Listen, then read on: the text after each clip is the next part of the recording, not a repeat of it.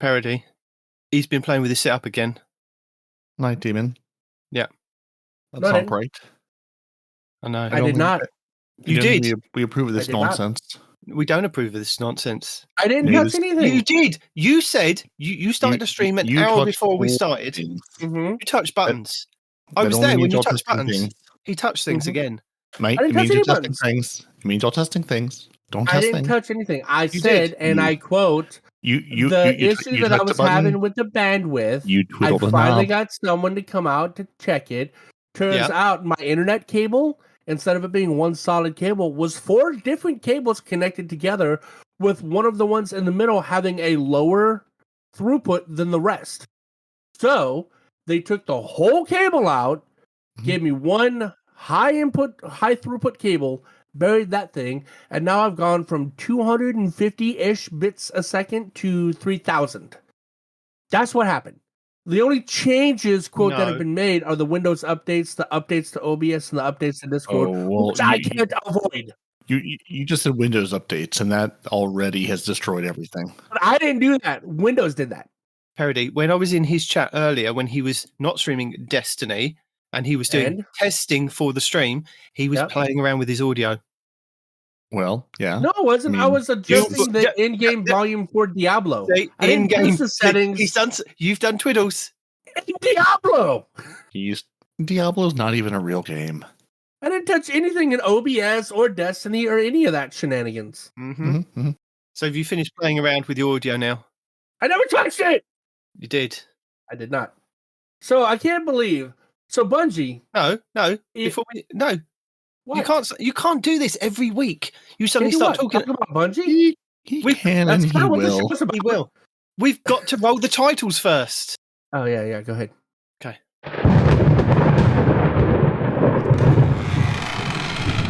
Welcome to the horrific Two Titans and a Hunter Destiny 2 podcast, a spectacular show dedicated in bringing you all the latest information, news, and opinions.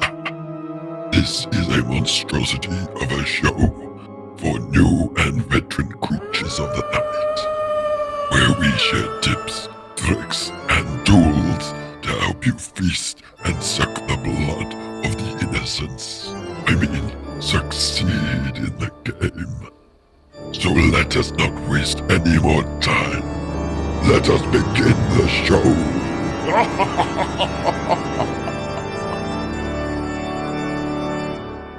And we're done. So, talking about Bungie. Here he is, fresh off 5 Nights at Freddy's. We have 1 Nitedemon, 1 Respawn, and 1 Peroty.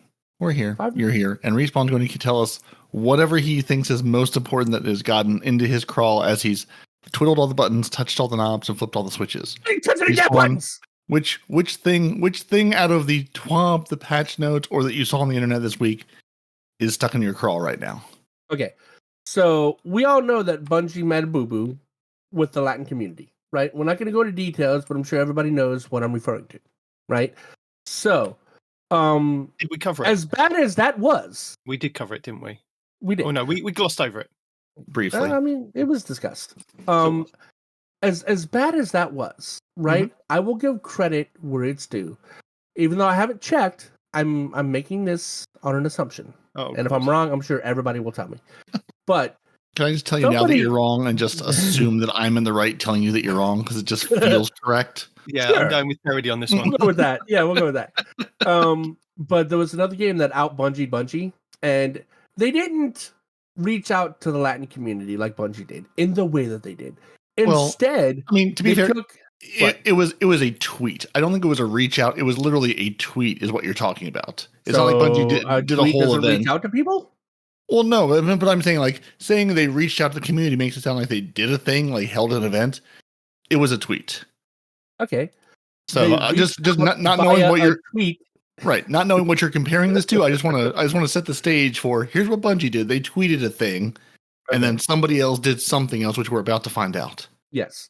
So, as kind of asinine as that was, there was another company. I'm not going to mention who it is because I'm not going to give them. Well, you have to. If you're going to drag Bungie, you got this once I say this, you'll know who I'm talking about without He's scared me that I might just mute him for all this other game talk. That's what it is. Yeah. If I don't mention the name, I have no idea what you're talking about because I follow nothing at the moment. Okay. So I'm totally in the dark. Okay. Well, there's another game company with another very popular game on the market right now. Did they make Sunset Overdrive? Did they recently sell Bandcamp? The longer y'all interrupt me, the longer this takes. I'm trying to get to it so that you don't say the name if you don't want to say it. But then just say interrupting me. God damn name. So freaking, I don't actually know who makes the game. I'm assuming Sony. Oh my God. I'm assuming. Only because they own the IP to this particular superhero, wink wink, right? And in this superhero game that has a lot to do with arachnids, wink wink. Yeah, Spider-Man 2. Oh, you're talking about Spider-Man 2 and people in the things and because other people exist in the world that aren't like the people that get mad about stupid crap. Also, it's a video game. That's just my blanket statement for everybody getting mad about stupid crap in video games. But this isn't stupid though. This isn't stupid though, and this is why it's not stupid. It is. It's what they did was stupid, but not why. Okay, so what they did is instead of putting Latinx or Latini or whatever like Bungie did, right? They went and took it upon themselves to change the Spanish language to remove any and all gender-specific things in the Spanish language. And if you speak Spanish, you know everything has a gender. A table has a gender. A pencil has a gender. Literally everything has a gender. And based on what you're talking about, you have to use different genders so that people don't get confused, right? That's how Spanish works. That's how the language works. Yes. But not Bungie. Sorry. Sony or whomever makes Spider-Man 2, I'm assuming it's Sony, right? Sony, Marvel. No. Pick one. Insomniac. There you go. I'm already. It wasn't Sony. It was Insomniac. They went and took all of the gendered words out of the Spanish language in their game and made up entirely new words which don't make any sense, right? And the reason this is a big deal is because the Spanish people are upset because we have a Western company pushing ideologies on their language and their culture. Not only removing all the genders, but making up entirely new words that don't exist in Spanish to prove their point. So, there's some languages that are rooted in like you said, words are gendered. You can't remove those because then you butchered the language. Yes. That's not how any of this works. So somebody in a board meeting had a good idea and nobody said, that's stupid. We really shouldn't do that. And here we are. Yeah.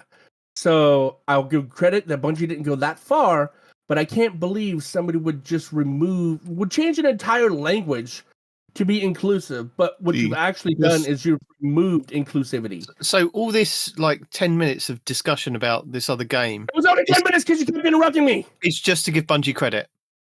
Kind of, yeah. Okay, because as stupid as big a mistake as what they did, and I honestly thought that our show would be in trouble because of all the people off at Bungie. Well, now these same people have redirected their anger towards who'd you say it was? Insomniac?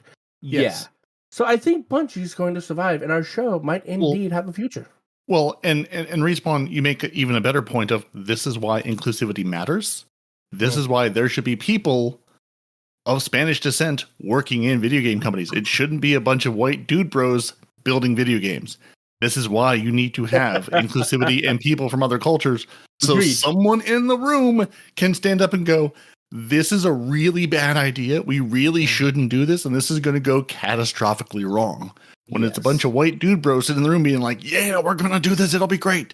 No one's in the room to go, I took 3 seconds and I can see how this is going to be a train wreck. Let's not wreck the train. Please. Can we on a brand new game not wreck the train? And what you're saying is right. It takes 3 seconds to realize that this is stupid.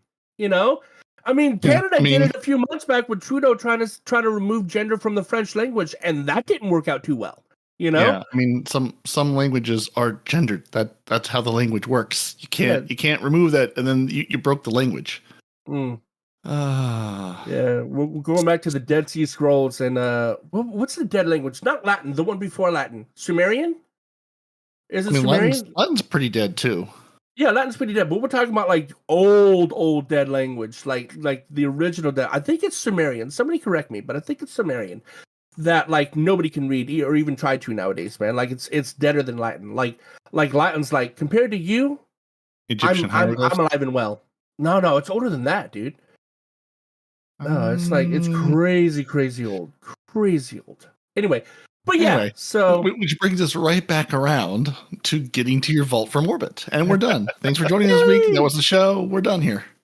Well, I just want to put something out there. I think it's the problem with society at the moment, isn't it? That everybody wants to try and include everybody. So they think that they're trying to do the best thing. So they ask the one person in the room who is who thinks that they're doing the best thing, and then they do that thing, and it comes out, and it's to a majority of other people, it's like, no, that is not the right thing to do. And then companies are scrambling like, well, we asked that one person in the room and they said, yes, that would be acceptable. And, you know, it's a really hard thing at the moment in society.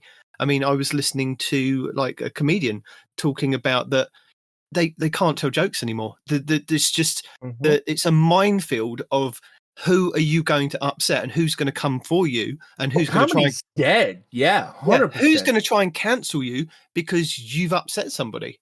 You know, it's like, or you've misgendered somebody by mistake because you weren't aware that they had decided that they wanted those pronouns. It's like, it's very hard these days to actually get to please everybody.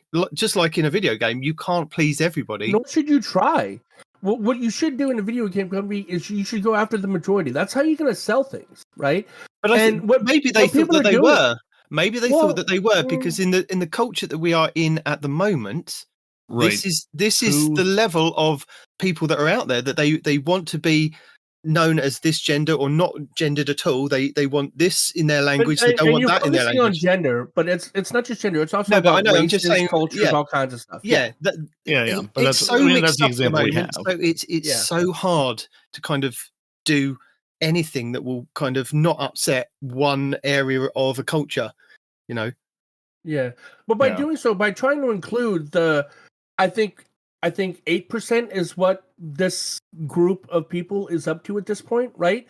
And I'm not going to say who it is because I'm not trying to anybody off, right? It doesn't. It doesn't matter what. It doesn't matter who it is. I mean, it goes back to who's in the room making the decisions. Yeah. Again, like this is why your people deride your DEI initiatives, your division inclusive or division inclusivity and not division. I'm drawing. Is that what it is? It's the IV. Yeah, you're right. Okay. Yeah.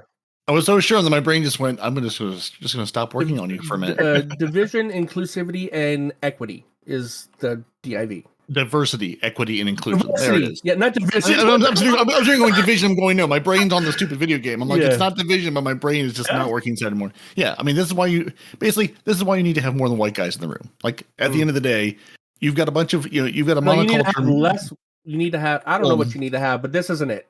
You need to have a variety of people in the room making these decisions. Again, men, women, white guys, non-white guys, other people in the room, so you don't get to this situation going, well, no one flagged this, no one looked at this, no one saw this coming. I guarantee you, if you ask one person, they would have seen it coming. Yeah, if you're gonna make a change to like a Spanish language or French language, at least go out and talk to a control group of that language or ethnicity or fill in the blank, right? Don't make decisions based on a group of people you know nothing about. You know, understand that the English language is different than other languages. Yeah, I mean, even the English language is a hodgepodge of Latin, Germanic, and I mean, just all kinds of nonsense. We stole from every language to make English. So I mean, if you're not worried about like the English language being this and that and the other, just know that we've stolen from every language. We've got words from everywhere. So, I mean, I don't know. It's just stop doing these things. And Bungie, don't get any ideas. Don't do this. Goodness gracious. So what a great jumping off point for the show. Right? Yeah. It has a lot to do with space and space. Mm-hmm. Exactly. So should we dive right into the TWAB for this week? The 26th of October. It's almost Halloweeny! Yay! Yeah, it is.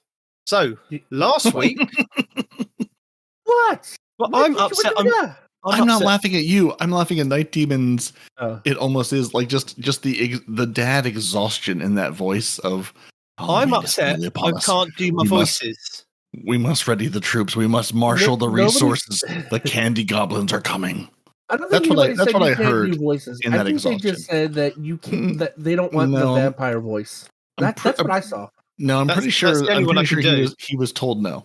Yeah. Well, you can do a second one, but you've been roundly told not to do that one. You could also do a pirate. You could also do that was the other one. A Halloween pirate. I mean, I can do Frankenstein. I can just sit here going. I told you last week. That's exactly what you do anyway. I'm both insulted and amused. So last week we told you about more Festival of the Lost info and fun. Yep. Mm-hmm. The cosplay shenanigans, pumpkin carvings galore, and becoming Erish yourself with the masks. Checkmate Rumble? Well, checked. Did anybody see that this week? That you look at the node and it's Checkmate controller now? It's like it's Checkmate 6v6 now. And I was like, in fact, that was the first thing I noticed. I was like, Rumble's not 6v6, so I did go into it. Yeah. Yep, it's still Checkmate, for better or for worse. But yeah, but I was like, Checkmate control. It is. Yeah. Now, I don't want to call Bungie out, but I'm going to, because when Bungie told us, you want to. You know, I write down. You want to? No, I'm sorry, but when I sit down and I write down everything Bungie tell me, and they say to me, right, for 4 weeks at the beginning of the season, we are going to have 4 weeks of Relic. Then we're going to have 2 weeks of Checkmate Control, 2 weeks of Checkmate Survival, and then week 9 and week 10 are going to be Checkmate Rumble. So that's October 17th was week 9, and October 24th, which is this week, is another week of Checkmate Rumble. So it was 2 weeks of each game mode, and then it was going to go back to Relic for the rest of the season. Okay, gotcha. Yep. What happened to Rumble? There's no mention of that. Yeah.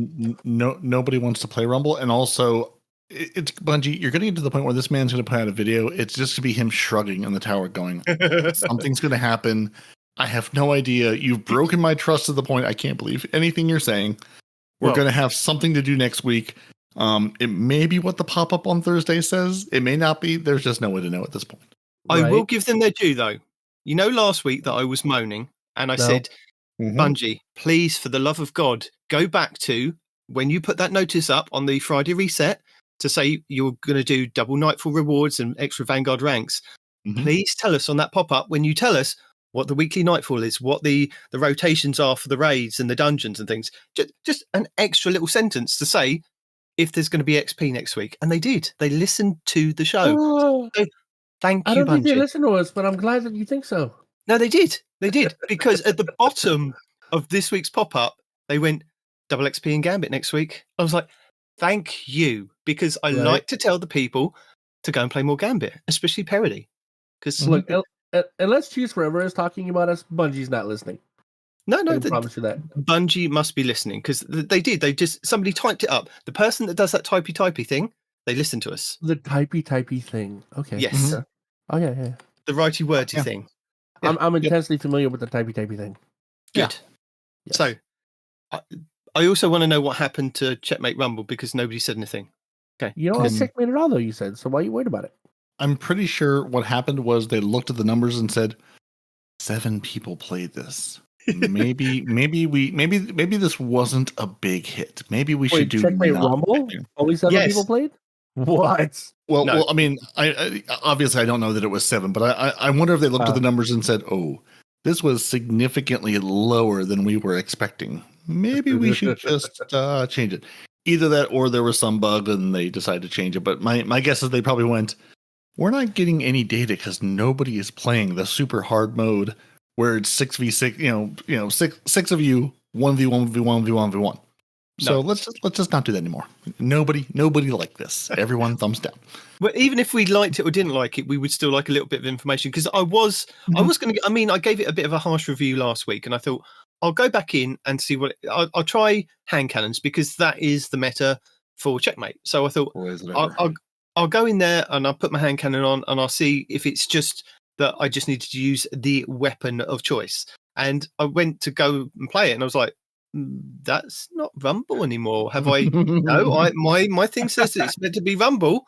And I actually logged off of the game, loaded it back up because I thought maybe I've logged in at the wrong time for like the reset, and I thought I'll go back and maybe it's I'm there 10 minutes early or something. Then they've pushed the wrong button, and went back like an hour or two later, and it was like, no, it is not it is the children who are wrong. Yeah. Yeah. So, and I did expect them to say something in the TWAB this week. I would have thought they'd say, "Oh, by the way, there was an issue, or we've decided to try this just for an extra week," because now I'm worried that Checkmate, or not Checkmate, Relic won't be up next week. They'll go, "Oh, we wanted to give you another week of Rumble," and I'm like, no, that's not what you promised us. You promised us Relic, and people like Relic. So. Yeah, Relic. I haven't had a chance to play with yet. Relic, I haven't had a chance to play because I didn't really dip a toe into Crucible in those first couple of weeks, and I was like, okay, they basically said you'll have it up for the next the last 5 or 6 or whatever weeks of the season. So yeah, I would like to at least try it. I haven't tried it yet. And the first couple of weeks there was issues with it was not for me as well. For the first couple of weeks of Relic, there were issues with, I think, something to do with the skill base and the connections, and people were all over the map. So once they kind of got that settled in the 3rd and 4th week, it was like, well, we've got Iron Banner, we've got this, we've got that. So I think people were off doing other things at that point. Yeah, I also remember where you get all the relics, the scythe and the shield and all that stuff. There was also some issue with like the interaction of some of those relics with, I can't remember, different exotics or different supers or something, where like it was acting how it would act in PvE, which was not great for PvP. If you have a big flamey scythe, hey, maybe we should mess with this. Or if you've got the big scythe in PvP. What the hell? Oh God! All right, first time listener, I'm gonna need you to go back to like 8 weeks ago and listen to the show where we talked about Relic. Nah, bro. PvP, and then you get the scythe and the shield from Vault of Glass, and I can't think of what the other one. It was the Synaptic Spear, the scythe, that's and the Aegis Shield. Yeah, thank you. Yeah, I was like, and the big spear we threw that I couldn't remember the name of. Yeah, where like you do something, it unlocks a kiosk or something to go pick those up. Then you can run around with those for some limited amount of time or limited amount of kills or something, and then you go back to slaughtering each other normally. You get kills with normal weapons, and then your little bar fills up. And once your bar fills up, you can go and pick up a weapon. But if you die with that weapon, you drop it at that location. Somebody else can pick it up. So you have to be very careful. Nifty McSkizzle. Mm-hmm. Yeah. So Bungie, please bring it back so we can, try it. It does actually sound fun. I must have zoned out because I started talking about PvP. Topics for this week. Let's talk about topics for this week, because it is a hot topic. Because you can get ready to vault from the orbit. What? We've got a message from Rahul and a quick chat about ghost mods. We've got economy. They've got a PSA on about talking about boosting services. So basically, don't do it. And a global reach is getting more global. So are you ready to rock and ghoul? No. I'm sorry to rock and ghoul. How many times are we going to have to talk about don't let somebody boost your account, man? We've been talking about that for a year and a half. Well, to be fair, this is also we're going to sue everybody who's running boost your account services, because I think Bungie went after another company somewhere. Yeah, but yeah, can they actually do that though? Well, I didn't know you could sue a third party for. I mean, they're not changing their game; they're just exploiting something that's already built in. Sorry, I was conflating 2 stories I read this week. They were going after a company who was doing 3D modeling of Destiny things for using Destiny in the name of their thing, which is a yeah. It was. I think it was letting you basically like print 3D models of the game, but they were like that part we're fine with, but you can't like brand it as a Destiny thing. It's like, no, that's naughty. We don't like that. Well, as we're here, we'd like to give you a friendly reminder from our product security team. So Bungie's product security team continues to protect players from cheating and enabling players to experience the game as talented designers intended. Over the past year, we've observed an increase in accounts being stolen and sold without account owners' permission by boosters. So paid carry services and cheater developers. So such services also appear to harvest and sell other personal information or financial information that they come across. So if you use these boosting services and you pay like with your credit cards, or they've got your sign in and they've used your sign in to play a trials match, even if it's legit and you've got the wins, that they actually take your information because you've actually given them information. If they've actually used your account, they have access to everything basically. So hold on, you're saying a lot of things. What you're saying is the people that you've paid to boost your account now have access to your account and are taking your account information. Yes. Okay. So it's not like if you give it to your friend to play, and you've known your friend a couple of years, whatever, and your friend's really good at trials. That's different because you can locate that friend. But this is different. This is you can just let him play on your Xbox or your PC or whatever. Yeah, damn. But so this is apparently it's increasingly clear relationship between the boosting services and cheating, and primarily boosting services and paid carry services frequently resort to cheats to churn through as many customers as fast as possible. So after those customers are churned through, the carry service will then sell the account credentials to other bad characters. What? So again, Bungie would like to remind you to protect your account by basically not using those services. So who pays to have somebody get them? I understand if you had something on the line, I don't know, the Not Forgotten, for example, or something like that, where you have a very coveted item to get.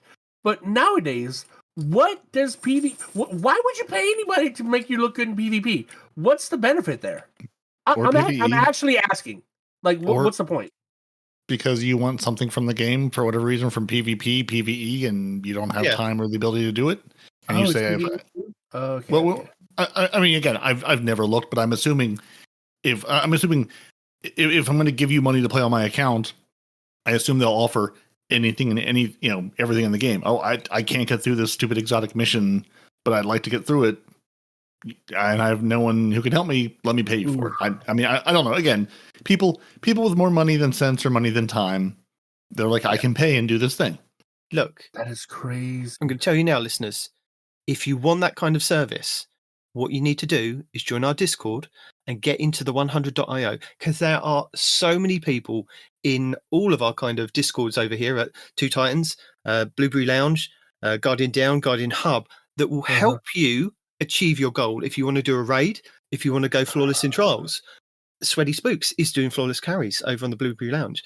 There are so many lovely people that we have in our community that will help you achieve what you want to kind of get out of the game as best they can. And the word there is help, though. We're not going to take your account. We're not going to do it for you. We're going to run you through it. We're going to carry you. You're going to participate in the experience and probably have some fun doing it. And you will learn. It is more fun. It is more fun to do it with people that are willing to help you get through it. Even if you want to just run through a raid as quickly as possible, say, I've got 45 minutes. Please, guys, just run me through it. I don't need to know the mechanics. We have people in this community that will just take you through a raid, start to finish, get you what you need. That way, at least you get some raid experience. The same with trials. They will do their best to get you to the lighthouse as quick as possible. Just join the Discord, join any of our Discords. So that's Blueberry Lounge, Two Titans, Guardian Hub, and Guardian Down. Just join our Discords and ask and maybe set up a 100.io and just ask in the communities, can somebody help? There will be somebody somewhere that will help you, that will be able to be on at the same time as you. It's amazing what we do as a community as a whole, basically, to help people. So you don't have to use these kind of boosting services to basically burn your account, as what Bungie have said. If you kind of Bungie look at it that you are the person that is using that account, so you are the one that's going to get burned from Bungie. So don't do it. Yep. Yeah. And there's plenty of people who will put up a post like, hey, like me, I'm trying to get through this raid. I've never been through it. I need help. Or me and a buddy, there's two of us. We don't know what we're doing. We need a Sherpa get us through this raid. There's plenty of people just going, I'd like to do this. I just need help doing it. And there's plenty of folks out there in the community who will go, yeah, no, I've run this raid 300 times. I'll happily run you through it. I can Sherpa you through, teach you the mechanic, and get you through it. So yeah, don't pay for the privilege. If nothing else, go to the 100.io and just create an account and just see what's there. Just hang out and say, because there's people doing everything. There's people just, hey, I want to go into Crucible and just screw around for a couple hours. Hey, I want to play Iron Banner. We're not trying to win. We're not trying to stack and roll people. We just want to go in and play with other people. It's not always end game things. It's not always I'm trying to go flawless to the lighthouse. I just want to go play trials with 2 other people I can commiserate with. And Hunter IO is how we met each other and how we got started in this. So it's a great resource for just finding other people to go, you seem like a reasonable human being. We should be friends. Right. And another thing is I just lost my, God damn it. I was so patient and waiting for you to finish and I forgot. Hold on. Maybe it'll come back to you.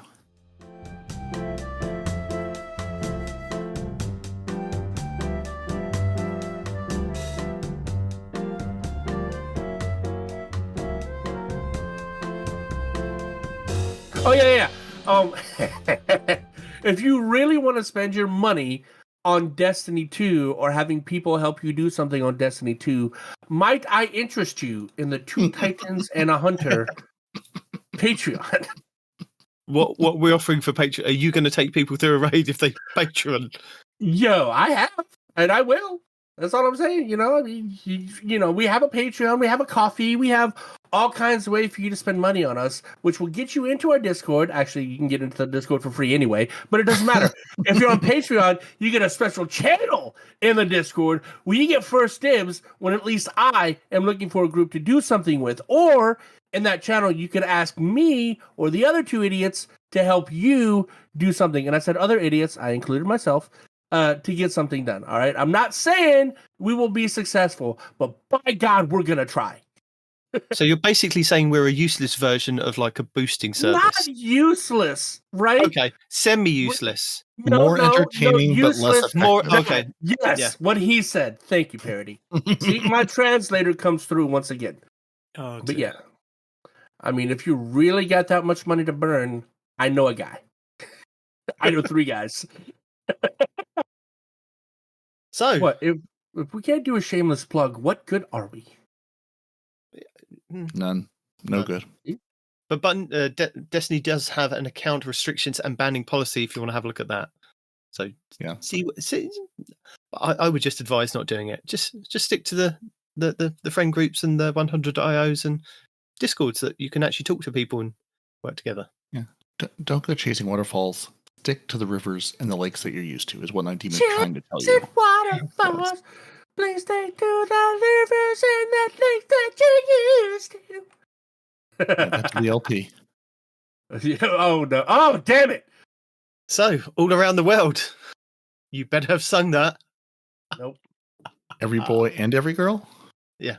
And they've got a huge number of players all over the world, and they want you to know that getting game information in those languages. So moving forward, they'll be translating the most important at Destiny 2 teams information and Bungie help information tweets on our local Destiny Twitter / see, they still call it Twitter, X channels.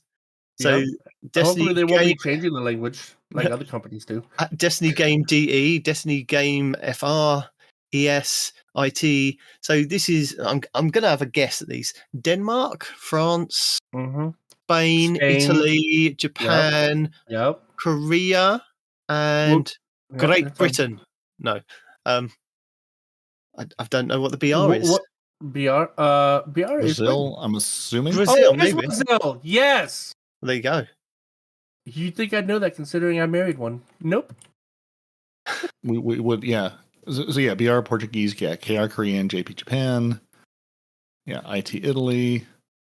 Yeah. You have to specify because Brazilian Portuguese is different from Portuguese. Okay.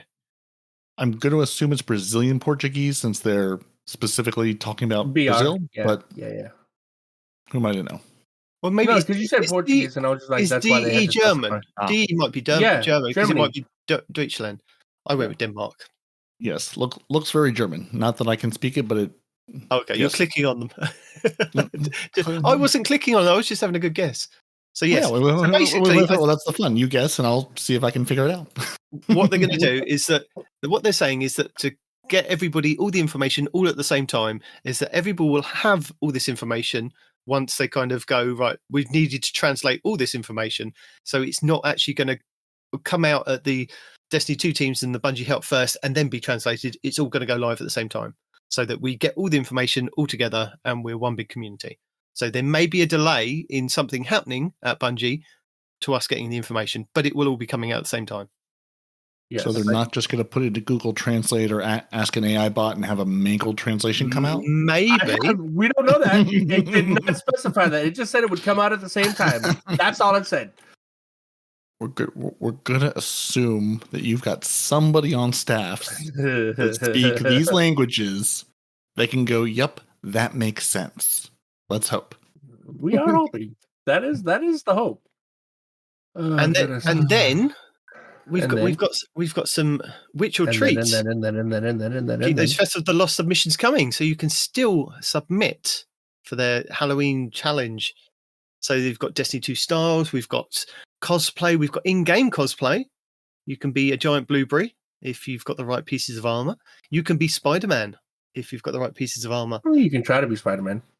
Exactly. Which one, the Iron Spider or which Spider-Man? Because there's a lot. There's Venom, there's Spider-Man, there's the Iron Spider. I mean, what are we talking here? It looks like Spider-Man. From the picture that they've got, it's Spider-Man, just normal Spider-Man. It could be Miles Morales. I don't know. I don't know the difference between the costumes. Miles Morales is black with red accents. That's Miles. That looks like Miles then.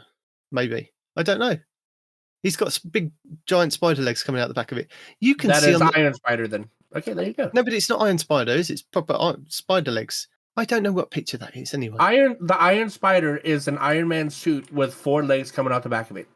Please just look at the TWAB, because then you'll know what I'm talking about. You could look at the TWAB and then you could know this versus playing 20 questions. Yeah. But this is so much more fun. It's great a radio as it is. Oh, dear. So, yes, you've got some in-game customizations if you want to look at some of these on the TWAB. They're really cool. And we've got some pumpkin carving, which somebody's gone all out with a hive mask on a pumpkin. Just amazing. And I love the way that you can carve these and not actually kind of where you like kind of just take off the skin of the pumpkin to kind of get that glow effect behind some of the pictures. They look really cool. And yeah, then that is the Iron Spider, but somebody took artistic creativeness with that. But yeah, well, there you go. Well, that would be Spider Side, so very on brand. Fair enough. Oh, it is? Yo, good. We ain't called him out in a minute. Yes. Yes, yo. For if you need any idea, like if you're just bored with your Guardian look, Spider Sides is the guy to go to. Now, there's 2 Spider Sides on YouTube, and one spelled with an S, the other spelled with a C. I don't remember which one is which. I think Spider Sides is... But if you type in Spider Sides and Destiny, you might get it. Yes, but he's where I got my Joker cosplay that I wore for the longest time. Oh. Dude's a genius. I don't know if he does it himself or his community or what, but Respawn, I've got some good news for you. If you go to your internet browsing device and you type in d2transmog.com, there is an entire website, and you know what's there? All Spider Side stuff. I've seen this website. Do you want to be Ash Ketchum? Do you want to be Darth Maul? Do you want to be a giant Pokemons of all sort? Iron Man himself? D2transmog.com, a whole collection of here's a character and here's how you can be that character in the game. Do you want to be Barney, the big purple dinosaur, as a Titan? He's got you. So yeah. Do you want to be DMG? He's there too. Really? Wow. Can you separate it by class? Can you look for hunters only, Titans only, warlocks only, or is it just like everything is there?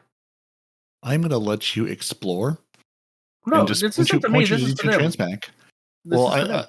Well, I mean, as I've literally just gone to the site and just learned about it 3 seconds ago, I don't really know. There's a whole collection of things where you can say, I'd like to be a big Charizard. You can click on the picture and it tells you exactly how to be that Charizard. Yay. So I don't see any filtering immediately, but again, I just went to Spider Side's thing to go, because I want to know who did the Spider-Man. You can go to albums and you can get a Hunter, Titan, or Warlock design album. So yes, you can sort by what character it is. You heard it live. So there you go. If you want to be the Batman or Ant-Man or any other man as a hunter, you can live that life. Cool. And then we have dog cosplay, we have human cosplay, and some masks. People wearing masks. And winning competitions and emblems. So you too can still enter, as far as I know. That's what it says. At the, did they put it as it's the hashtag? I think it's Festival of the Lost, doesn't it? Yeah. That's for Lost or FOTL, one or the other. Yeah. They don't put it in this week's TWAB, as far as I can find it. No. But there you go. There you go. Indeed. Yeah. Look at the TWAB and see who won this week and see what they did and tag your thing the same way. TWAB. So I know we've kind of skipped over a few things because we're mixing things up this week like a good cocktail. So let's talk about Rahul. Rahul would like to tell us about how much things are going to cost next season, I guess, with materials and what we can get from him. So, starting in season 23, you can break down enhancement prisms into 5 enhancement cores for 2,500 glimmer 3 times a week. And we have a summary of the updates coming next season. So, 1 enhancement prism will cost you 10 enhancement cores and 2,500 glimmer. Previously 10,000, and you can purchase that 3 times a week. 1 Ascendant Shard, which is 10 enhancement prisms. Them two are still kind of the same. But then it's only going to cost you 10,000 glimmer rather than 50, and you can purchase that 3 times a week. Ascendant Alloy is going to be 10 enhancement prisms and 10,000 glimmer. And how many times a week? 3. You've guessed it. 5 enhancement cores is going to be 1 enhancement prism, 2,500 glimmer, and... Is it 7 times a week? No. 3 times a week. It's 3. Yeah, it's 3, isn't it? So it seems like glimmer costs are going down. I'm sure there's something where it's actually 7 times more expensive because of this other thing, but the chart says it's better, so we're going to go with it's better. Yeah. Because, yeah. And the economy team will be keeping an eye on you, Cheese Forever, because they know that you're going to exploit this situation that they've got going on. And anybody else out there. And Cheese Forever is going to keep an eye on them right back, going, you still haven't fixed the issue where you're getting old things that have engrams you shouldn't be getting, Bungie. Oh, yes. I've got 2 like emotes that are sitting at my postmaster because I've already got those emotes. It's like, why? Why am I getting emotes that are already in my emote collection? Bungie needs them to a friend. I wish I could. Maybe it's part of the Christmas event. Maybe you'll be able to gift duplicates to a friend now. Ooh, that'd be nice. Yeah. So ghost mods are also changing. Instead of them costing lots and lots of energy on your ghost to put different mods on there, they are decreasing most of them. All of them, I guess. So here's a look at what's happening in Season 23. So your combo detector is going from 5 to 1. Your wombo detector is going from 6 to 2. Your mobility armor, resilience armor, recovery, strength, intelligence, and discipline are all going down to 2 from whatever they are at the moment. So that's a mixture of 4, 3, and 2 from those ones. Core harvest is going from 4 to 1. Prism harvest from 6 to 3. Modularity is from 4 to 3, and prosperity is 3. So that's good. Yeah. So the prosperity stays the same, and everything else is decreased. So I'm into it. I'm into it as well. It means you can put more stuff on your ghost. You don't have to just stick to 6 times XP, or it goes up to 12. Then is it 6 energy for the 12 times XP, and then you use and then I normally pick something else like Glimmer or something because I'm always poor for infusing and things, so I'll always have a Glimmer one on for the extra 4 to take it up to the 10 for the ghost. So now I can put other stuff on there. So that'd be cool. That would be cool. And then moving back up to the top, because this is a very good discussion that we had in our community this week about the Vault from Orbit. Look, we've all done it. We've all done it. No. We've all kind of loaded up the game, thought we've got everything. We get to the raid and we've forgotten the weapon. Or you've jumped from one character to another and you need to go back to the tower to pick it up because you need to swap it from your other characters. Oh no, Bungie, we haven't, because we haven't done that since Destiny 1.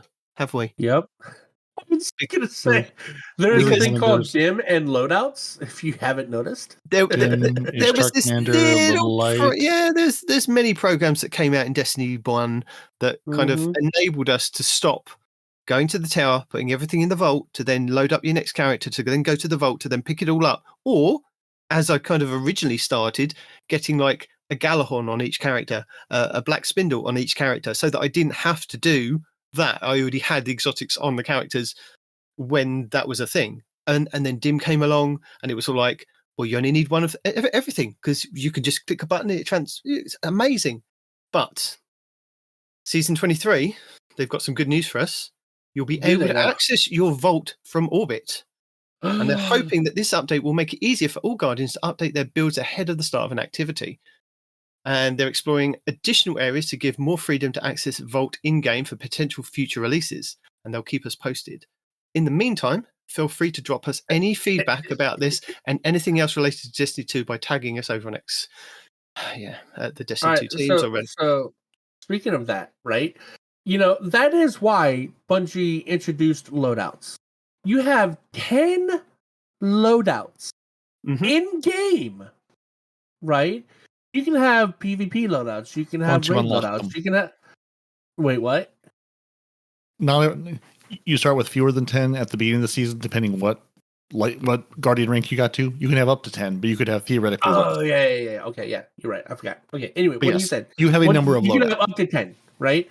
So, if you're going... If you do a lot of raiding, right? Or you do a lot of PvP. You do something. Yeah, you do a lot of everything. You should have loadouts already done. Not only for every activity, but in my case, I have every activity and every element. And you seem very organized. You seem organized with that. I'm not organized with that. Oh, but don't remind me. What happens when Bungie stops pulling your weapons into your loadout because whoopsie? That's what I was about to get into. You created that. You solved a problem. And then you created another problem for the problem that you solved. And now this is a solution for the problem that you created, for the problem that you solved that you have yet to fix. So what's the problem? I got lost. Okay. So the problem is that you can't pull stuff from your vault into your in an activity. In an activity. Okay. Oh, no. That's what's happening now. Is you can't do your loadouts at all, right? But... Well, no. The loadouts are working now. Are they? Okay.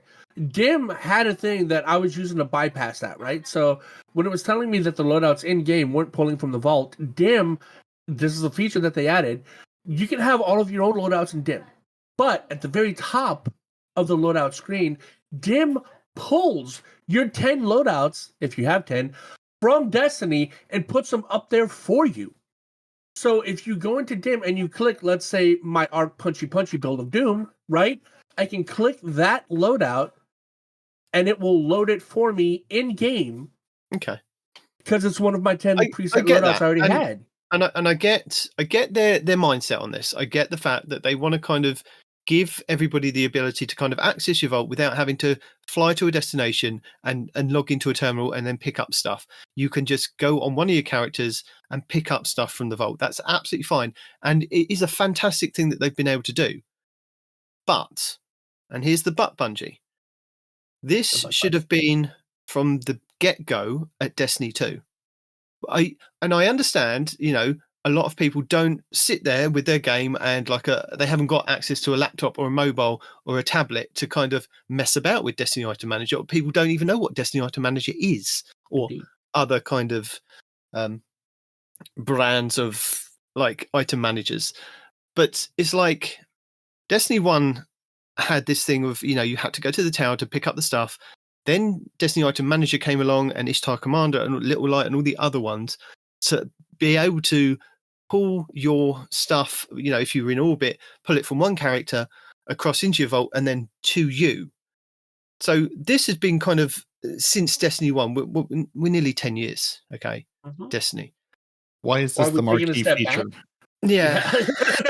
well, not even step back. And to be fair, we come at this from we've got tablets and phones and computers and everything, and we're adults with money and can do all these. I'm sure there are plenty of, the millions of people playing this game. Plenty of them are kids. Plenty of them don't have extra devices. Yeah, there is absolutely, a need to do this. There's absolutely people, playing the game, not sitting with DIM open next to them. Don't have a device at the ready to access DIM or to be able to download DIM or whatever. I mean, this absolutely meets a need, but I am 100% with you, Nitedemon. Why did it take this long to do it? And my feedback is simply, are you going to add any way to filter or search the vault? That is the most important freaking thing. I'm not asking for like super in depth. I mean, yes, at least we can sort of sort it now by rarity or recency. But when I've got 400 items in the vault and I'm looking for a solar hand cannon or a void scout rifle, could I at least have some very rudimentary, just show me Titan armor when I'm on my Titan? Even then, I don't need to see everything. I mean, I'm not asking for the world in the first version. I'm saying you can improve this. You can do iterations on software to make it better. It's a thing. But I just even when I'm at the tower going to the vault, I hate using the vault as the vault because it's just the hardest thing to use when any other way to access it is far, far superior.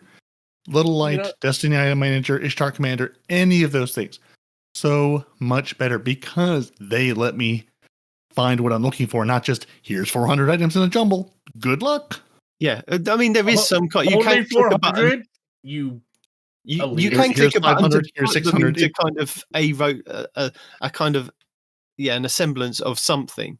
But I get what you're saying. I mean, Noble was the first person to put something in our chat. Said Vault from Orbit. He was really excited, and it is an exciting thing. I don't want to kind of put Bungie down on that. But I was like, I've got DIM, another 300 spaces, and I would have been excited, or 50 spaces, just something for next season. Next season, we're going to give you 25 extra spaces because we know X, Y, and Z is coming in the next season. Or we've got a season coming up, the last season. You want to keep collecting all your weapons. We've got a new expansion coming up. It would have been nice for them to say that maybe they're exploring the possibility of maybe expanding or not expanding. Just give us some realistic kind of goal of what's actually happening. Again, is this veteran players and adult players number one request? No. Again, are there plenty of younger kids in pick a situation where you don't have money, resources, whatever for a phone and all these things. Yes, I mean this absolutely meets a need. I mean, especially if you're a free to play player or if you're new to this game. I mean, thinking about Destiny as Destiny, you're not in this world. You don't know the creators. You don't know the apps. You don't have access to all this stuff. If you're just playing the game as the game going, let me try this out. My friend's been begging me for 6 years to go play Destiny. Let me give it a try. I mean, it's something, again, I would have expected to see a while ago because I think, I think even in Destiny, put the sort of like the link in the game of, hey, go to Destiny or Bungie.net/apps or whatever, that points to Destiny, my item manager, all these things, and sort of said, they do a great job with this, go over there. But if you're playing the in-game experience, you're not going to go download extra apps. You're not going to say, I'm going to devote my life to this. You're trying this out. You're going to take it at face value. And to have, hey, I have this vault where I can access weapons, or I have to go to a place. and it may not be immediately clear, like, I can do it on this location. I'm in this tower. I can do it here. I can do it over here. But then there's this random part of the rock over on this planet where I can access my vault, but then not the rest of the planet itself with the little weird ghosty guy who floats above the dead body who talks to me. Like, why is that? It coming to this has got to be confusing. Going, well, what's the difference between here and there? Why in certain locations can I do this? And why in the year of our internet 2023 do I have to walk up to a physical box to access my vault? Hey, playing a video game. Talking about locations and vaults. Squirrel.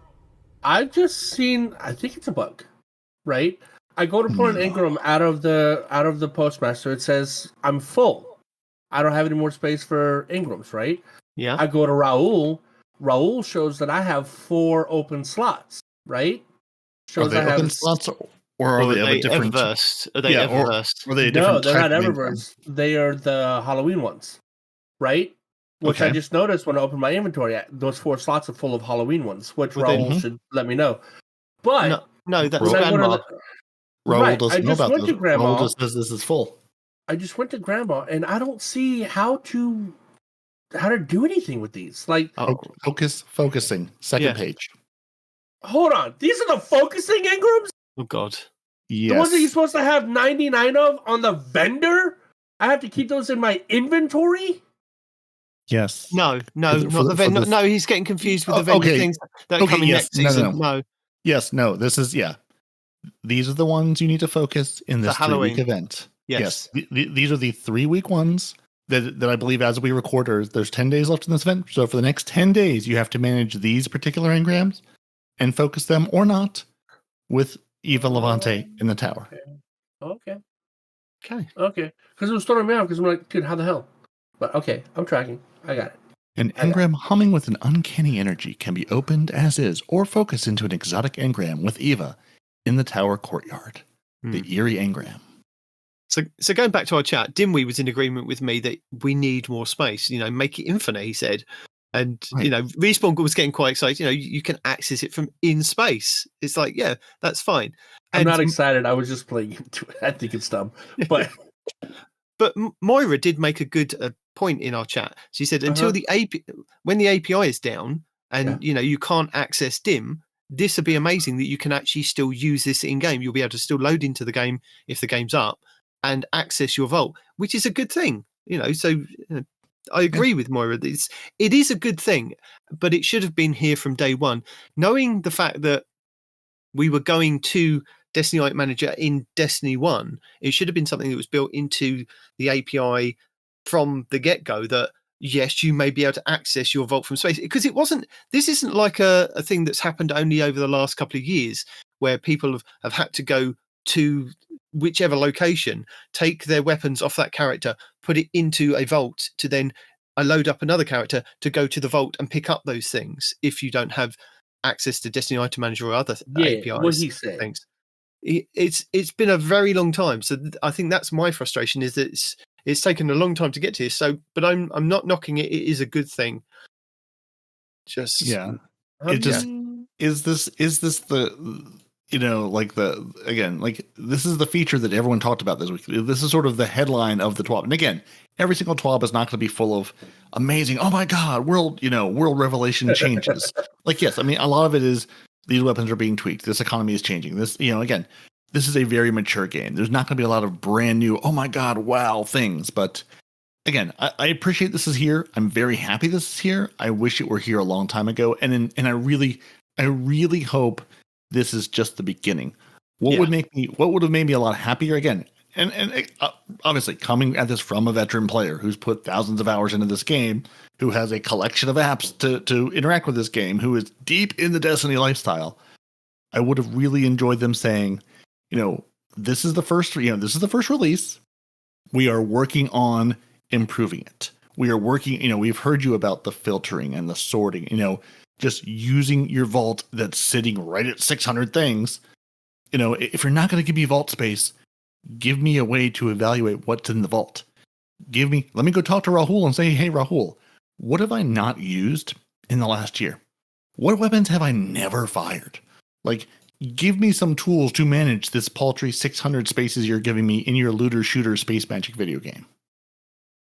I hope that's coming. I would like to think there's something there, but it would have been nice to say, hey, here's, this is just the first version of this. What I'm afraid is this is what we're getting, and that's kind of it. I mean, that's an accurate fear, though. I mean, that's what's been happening. And in the beginning, like you said, you're asking for the whole world on day one, but you're like, hey, I want to look for a solar hand cannon. What if I had the option to look for a hand cannon or a solar gun? Right. Right. Even if you separated it like that would be okay. Yeah, exactly. Right. Exactly. I'm not asking for the level of complexity DIM will allow me to search. I just say right now it's literally recency, rarity, and default. And I feel like there's one more sorting thing in the vault. There are 3, but I don't know what the third one is either. I don't know how it sorts the third kind. I think just default or whatever. Yeah, what is the default? I think it's by type, because if you look, you have all the pulses and all the hand cannons. Oh, yeah, okay, yeah, that makes sense. Yeah, I mean, which honestly, the only one I've ever used is recency for those moments where I go, oh, I didn't mean to put that in the vault. I'm not sure exactly what got pushed into the vault. Let me go see what entered it last. So, like, again, at least that's there.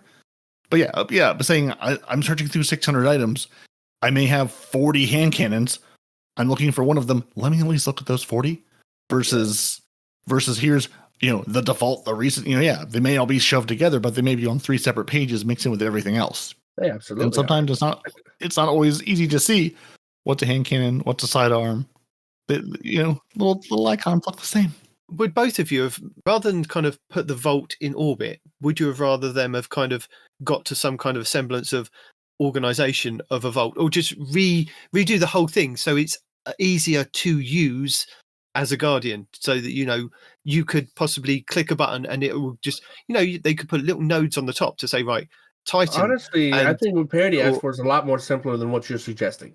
Well, I'm just saying filter is a lot easier than what the hell you're about to discuss. Well, no, I'm saying that from what we've had for like the last X amount of years, like 6 years with Destiny 2, it's always been the same kind of thing with that vault. Surely at this point in time, the vault is due a complete refresh of how it looks and how you kind of interact with it before we got to this. Because I see this as like they're just going to put what you can access from like the vault in the tower and the vault on the all the different planets and locations, and it's just going to be a little node in the top, probably next to Eververse kind of thing. And it's like probably going to be just like the same UI screen they give you when you're in the tower. You're going to see that same UI screen. Yeah, it's like they're not clicking. They're not clicking the button there. They're clicking the button from up there. So it takes me to the same thing. But it needs. I'm in agreement with Peroty. It needs to be reworked before we got this. I'm also with. I mean, yes, you're both right, but I'm also of the mind that all these things would be nice, but space would be the best option. I don't care if I have to use them forever. Give me 1,000 slots that I would have to use them for. You know what I'm saying? Like Peroty said, I don't think this is for the veteran players, the people that are invested in the game. This is for the new players or the players that don't have access to this, which is it's a fantastic thing. It is a fantastic thing to just go, oh, well, I bet those new players would like to have more space. Well, for new maybe players, not. Well, if you're a new player, you do not care yet. You do not have a character full of weapons, armor. You do not have 600 items. I mean, it takes a minute to get 600 items. I mean, like to Ascended Nomad's point in his video this week, you get. I think he said there's like 300 and 320, 312, something like that. There's about 300 weapons like quote introduced each season. Now, they're not. For those of us who are veterans, they're not brand new weapons. But, there is a tons of sources for weapons in this game. You're not going to pick up and keep every single one of them. Even if you do, it takes a hot minute to get to 600. Even as a new player, though. But it's not just weapons, is it? It's the armor as well and the exotics. Well, right, exactly. Like, if you're a new player, it's, you're not playing this game 40 hours a week. If you're a new player, you are not, I'll say you are likely not sitting through and binging this game. Maybe come Christmas time, sure. But, like, if you're a new player, and you've got, you just decide, hey, I'm finally going to pick this up, or I've heard good things about it, or again, my buddy's been bugging me for 6 years, I'll try it out. It's going to take you a minute to get there. I'm not saying it's going to take you months and months, but like, the vault system is not your first, the vault is not your first concern. There's a lot more things to figure out and understand than the vault. You're going to get there quickly, yes, but like day one, I'm at a vault space is not your first concern as a new player in anything. Anytime I pick something new up, I'm not like, oh, well, how much stuff can I hold? I'm like, yeah, I'll get there eventually. Exactly what a new player would do, though, Peroty. If I stay with it. You're. It's kind of opposite. As a new player, I don't know what I need, so I'm picking up literally everything until I do know what I need. Yes, but you're not going to be able to. You're not going to fill that vault with 600 items before you get to that point. You freaking might. No. It depends. Because you think about it logically. Unless you're a pack rat, no. If you're going from starting to 1810, and I don't even know where you start as a brand new player at this point. I think you start at 15, don't you? 1500? Whatever your light level is, you're saying, okay, these, honestly, it's like playing Diablo. It's like playing any other dungeon crawler. You get a weapon, you get a piece of armor. You're like, oh, those numbers are bigger than this number. Let me put it on. That's a different color. That's a higher tier. Let me put this on. You're not keeping every blue piece of armor you've ever acquired as you're getting purple armor, as you're getting exotics. I mean, yes, could you? Absolutely. But if you're going to stick with the game, yeah, again, like it's not going to take you months to get to this problem, but that's not your concern day one. But I'm really hoping this is the first vault change where they said, listen, first we have to give, let's make the vault accessible for more than a literal kiosk you have to walk up to. Let's invent radios in Destiny. Let me give you access to the vault from orbit. That's the first step. I'm hoping that conversation is happening somewhere. After that, then let's maybe, keep thinking about the vault and looking at space, looking at sorting, looking at using the vault in this video game. Again, like I'd really be curious to see like how many, what percentage of the community is using the third-party apps and what percentage of the community is accessing the vault from the game. Because I mean, it's not, I'm assuming more people use the vault in the game than use the third-party apps in the entire community. I think we are very much on one side of it, but I'd be really curious to see what the whole, again, millions of players look like and say, okay, you can't just totally rely on third-party resources. I mean, I can collect bounties from Orbit with the official Bungie app. Do I have any way to sort my vault from there? Like, I mean that in my mind, that would at least be the next place you could do something saying, hey, we here's a reason to get back to the whole DIM thing. Somebody having another device on the side. I mean, right, you just come full circle, Yeah, totally. But but thematically speaking, right? We materialize things like freaking the Sparrow from nothing. We put our objects in this void in another dimension, right? So why the heck can't we do the same thing with weapons? Yeah. It's just like, just as we need it, let us materialize it. That way we don't have to use any kind of storage. Put this weapon and its perks in a freaking Word document somewhere. And whenever I want this this weapon, you pull from said Word document to let me have it. Just let me materialize it instead of me going to a vault to begin with. Like daggum. We talked about like the other game with Fortnite, where you can pick a gun to store inside of your codex or whatever, right? That way you can pull it out specifically. That would be a great first step, but ultimately we should be able to have whatever we want, whenever the hell we want, just stored somewhere, in the void. And I understand that there's memory issues and things like that, but you can't keep coming at me with memory issues when we delete entire planets from the game, You're making the storage. Let us use the storage that you're making for us. I don't think it's a like-for-like replacement, but I kind of get what you're saying. The other thing is to use third-party apps and actually kind of use like the Bungie app itself. You need to create a Bungie.net account to then link that to then be able to go to the game and say, right, this is my official kind of game. Can you access this from there? You actually need a Bungie.net account. So this is another way of them getting around the fact that if you are new or if you're a younger player or just a player that doesn't have access to Bungie.net, doesn't have access to DIM, this is another way of them kind of getting around it. But also with that, I mean, you can access your vault from your Bungie app on your phone, on your tablet, on your computer, and look at your... it's a very crude version of the Destiny item manager. The colors don't even match. Yeah, but see, Bungie, here's what I like in the Bungie app. In the official Destiny 2 app, I can sort by default, power, name, item type, damage type, and rarity. Bring me those options into the game's vault, and that's what we're asking for with this edition. Mm-hmm.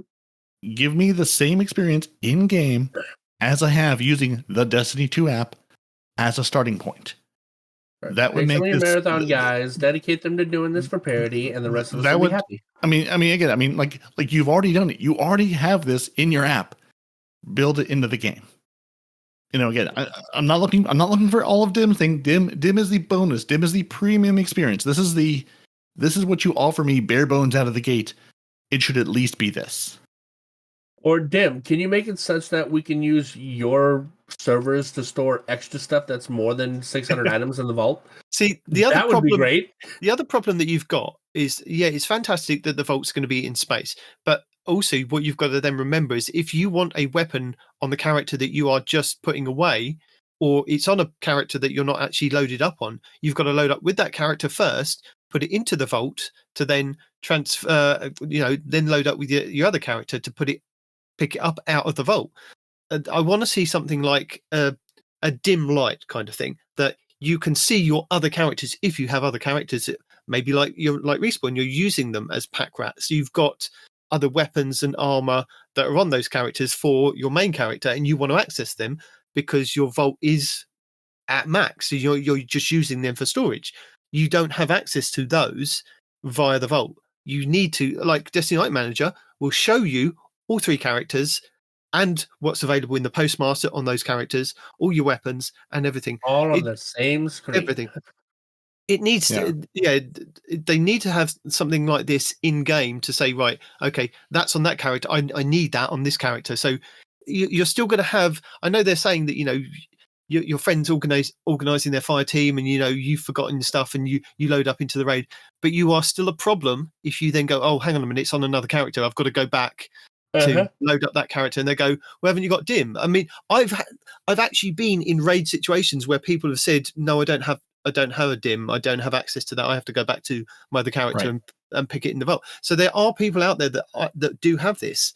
So it isn't a kind of one-off thing that they need to have access to all the characters if they're running 3 characters. It needs to be something that they need to look at for vault kind of purposes. And I know they don't want to kind of step on these other APIs' feet, but I think they are slowly doing that with their fire team finders, which are coming in the next couple of months. Of this is going to be available that you can use to find a fire team to do X, Y, and Z in the game. I think they're going to need to either get hopefully it's better than guided games. I think they need to kind of start integrating the people that have put the time and the effort into the Destiny Item Manager into the game. They need to get these people working together to utilize what they've actually kind of built, because it's fantastic. But again, you need get the guy who made them, hire him to work on your game. You don't have to have exclusive Bungie members to work on your game, dude. People like the guy and we keep mentioning Dim because Dim is phenomenal. Yeah. Dim is such a powerful tool for all kinds. I mean, it is an inventory manager. It is a loadout manager. It is whatever the hell you need it to be. You know what I mean? And, just reach out to that guy. Like, hey, we really love what you've done with this website. Can you help us integrate it into our game? Pay the man for the work he's already done. I'm sure he'll be happy to do it. Like that come. If you go down that path, you then want to start looking at like D2 Armor Picker. You want to be able to kind of go, right, I want to put this build together to save it as a loadout. So I want to know if I can get 100 resilience on my Titan with 70 recovery and 100 strength, and give me the armor pieces and what mods I need to put on that armor. You want that kind of in game. At the moment, you can kind of go to D2 Armor Picker, select all these different things, build your loadout, take that, click it, put it into Dim. That will then highlight the armor and whatever you kind of need to do to then go in game. These things need to be brought into the game to make the game phenomenal. If this stuff isn't that hard to do, you can make. Right now, we have the Forge on its own planet. Not the Forge. The Forge is gone. The yes, there used to be a Forge in the game. Enclave. The Enclave. Are we talking about the Enclave? The Enclave, yeah. But what's in the Enclave? That device we use to make weapons. A weapon forge. The crafting table. Thank you. It's a crafting table. It's not really a forge, right? It forges weapons. Yeah, I know, but they don't call it a forge. The forge is gone. The forge is it's gone. And Jordan, the forge is on Reading Rainbow. But even if we had a specific place we had to go to, there's a place you have to load into the tower, and you have to go there like Ep.249. Let Ep.249 do this. Let Ep.249 be the armor crafter, D2armorpicker.com, a.k.a. Ep.249. Give her a purpose. You know what I'm saying? Like, she's already there. Just let her do these kinds of things, man. Yeah, we're not saying we want to do it from orbit. We're just saying we want it in the game. Yes, it doesn't have to be. You don't have to be all fancy about it. Just give us these options.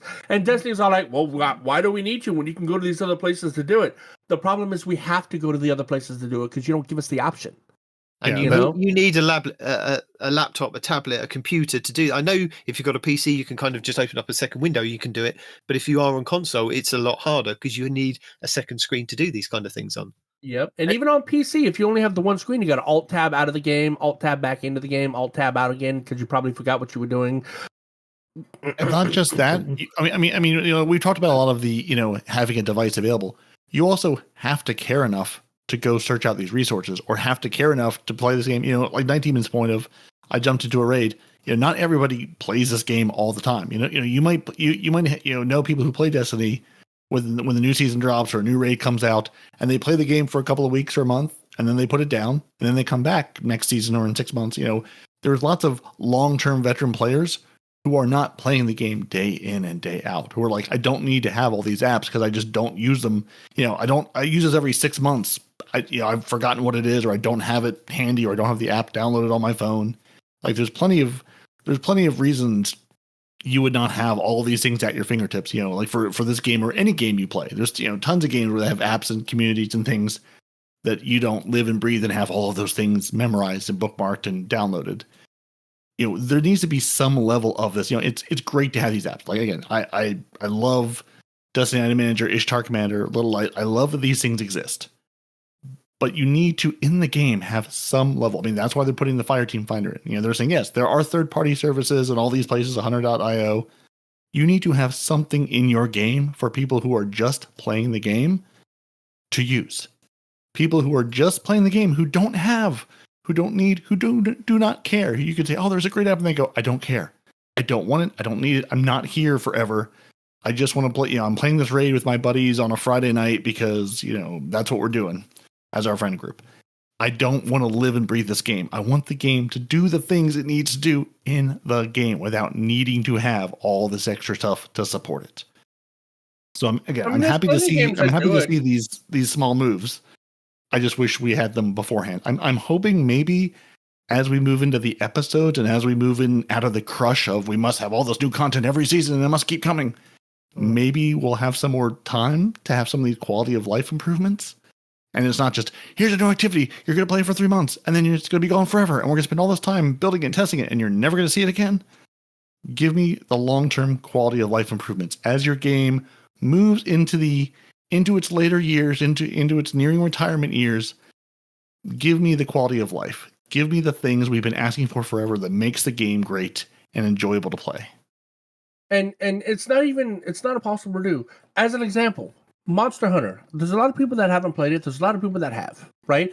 For Monster Hunter, while you're in a mission, you can send up a flare, and that lets other people know you need help, and that can join you in mission. You can make a party via an LFG in-game type system before you go into a party. You have your inventory before you go into your mission. When you go into your mission, there's a box there that lets you access your inventory even within the mission, right? I mean, these kinds of things we're asking aren't difficult to games have done it. Monster Hunter is just the first one that comes to my mind because I might be a little obsessive. But other games have done what we're asking you to do. This is not a hard ask. Even if you have to take the time, pull some resources out, yes, you might suffer on a timeline here or there, but overall, the game will be better, the community will love it, and ultimately grow your community. That's what you want. You want to sell your game. You want people to love your game. Do these things to draw in more people, Like, you're shooting yourself in the foot by not doing these things that people ask you for. And it's not even a new ask. We've been asking you to do this for almost a decade now, Back in D1, when we only had 100 slots of inventory space. Yes, that used to be a thing, we were asking for stuff even way back then that took you until Destiny 2 to accomplish. And if you want people to continue to love your game, give us these things that we're asking. Even if it takes time and resources, you will pay for it in dividends. The returns will be, exponential in the future. You will be doing yourself a service by just putting these things in the game freaking somewhere. Go to a planet. Go to Eta 1. Go to somebody. Hey, I want to go to Eta 1 to build my stuff. Hey, I want to go to this guy to arrange my weapons. Hey, assuming you can arrange weapons by then, right? I mean, just give us these things we're asking for. Even if you have to have a dedicated vendor in game to do these things that we have to go to, at least we have the option. Yeah, it's in the game. That's what we're asking for.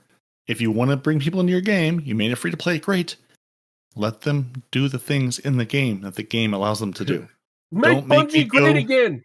Yeah, I mean, don't make me go, I don't care what the app is. Don't make me go find an app to do basic things within your game. The app should be additive. It should not be a replacement. Exactly.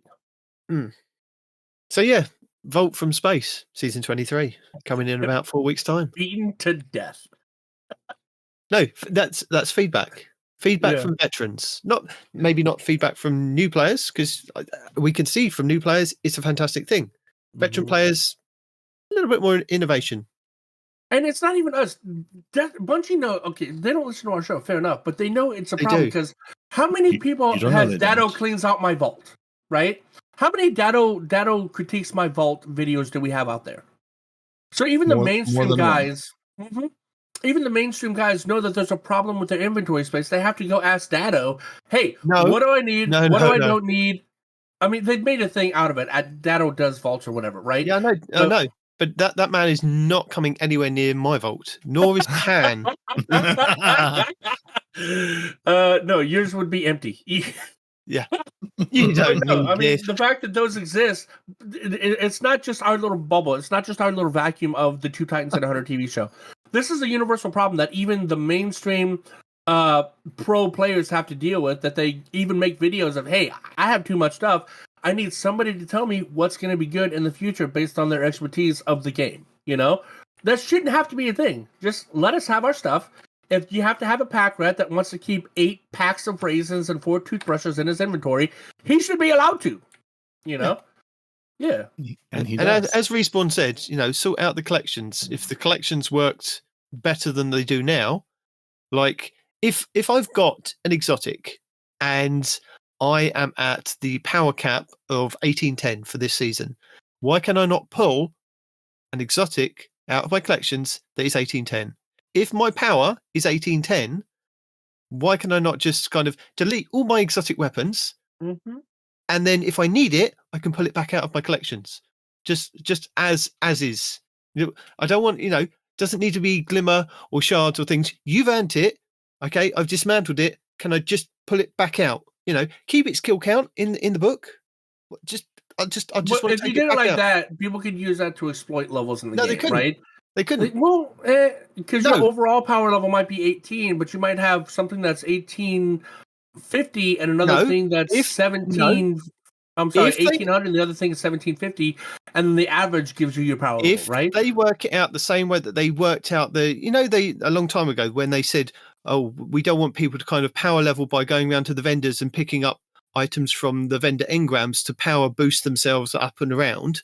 Right. And then the vendor engrams would just give you something like 20 power levels below your power light if you are at X, whatever equation that they've worked out for that. So if you go to the vendors now and you are at 1805, 1806, whatever, and you're getting to 1810, that vendor engram will only give you 1800 power. Why can that not be the case? Why can it not just give you... You would still have to feed something into it to get your light high. So whether it's 1600 or 1800... No, not at that point. You don't... At this point in the game, do you really need to? And if you are going to feed your power light... If you're going to use a weapon to... It depends on the content. There's content in here where light level still matters. Raids... Yeah, but if you are going to boost your weapon up... Right? Stuff like that.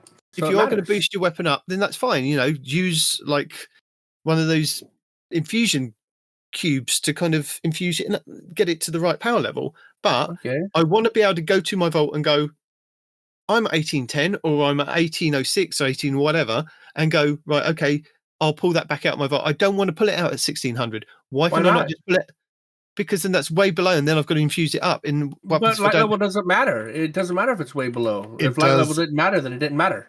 It does less damage at a lower light level. Yeah, but most things in this game are capped at 1300 to 1500.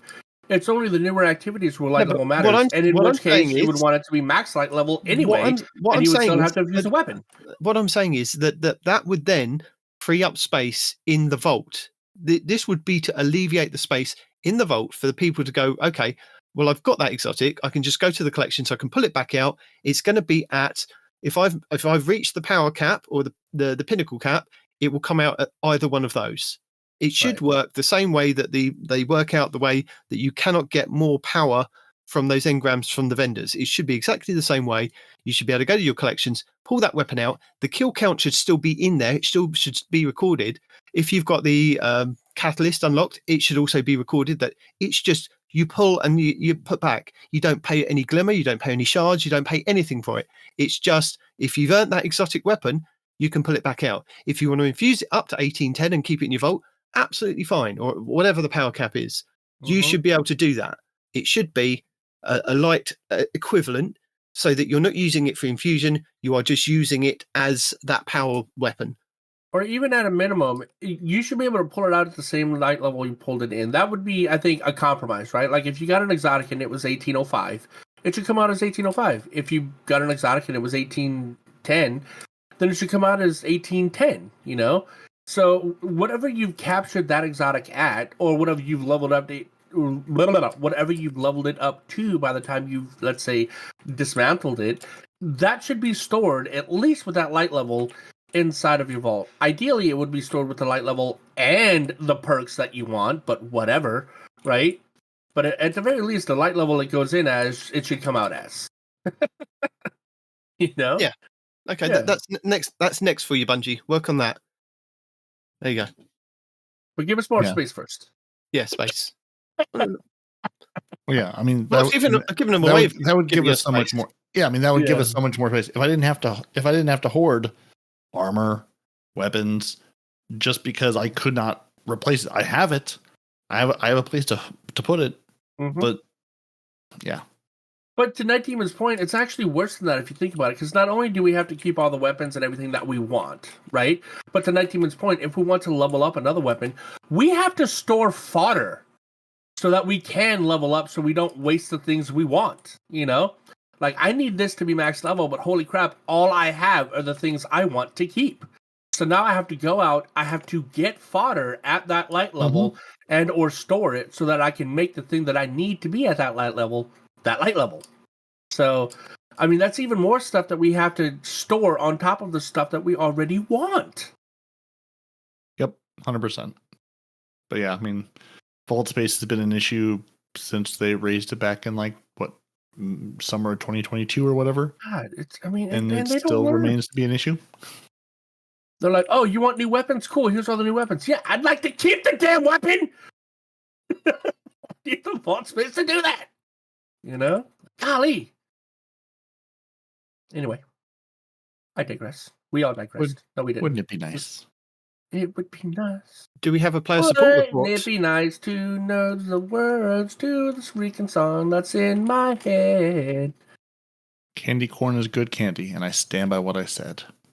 At least that's what the player support report says. So, their team would like to remind you to claim your event card items. You know, the lovely little card, your Festival of the Lost concludes on November 7th. So if you don't claim the things on the card by then, they will be gone forever. Bye-bye. Wave to them. So pick up the things before the things go away, or the things will not be there for you to pick up anymore. Couple of known issues because, yes, occasionally killing Crota when his wipe timer expires will grant loot, but won't count as a raid completion. Been there! So you'll win the game, but you won't really win the game. Yeah, in haunted sectors, you get the loot, and you. What happens is you get your loot because he died. You all die because we've been killed and still got our loot. But in the raid tracker report, it shows an incomplete. Yeah, I got this weapon. How? Can't tell you. Yeah. What I can tell you though is, in haunted sectors, spawn dialogues for headless ones and summoning circles will sometimes overlap each other, so just play with the sound off. You don't need it. The Icarus dash aspect is missing part of its description. It should also include, while airborne, rapidly defeating targets with your super or any weapon cures you.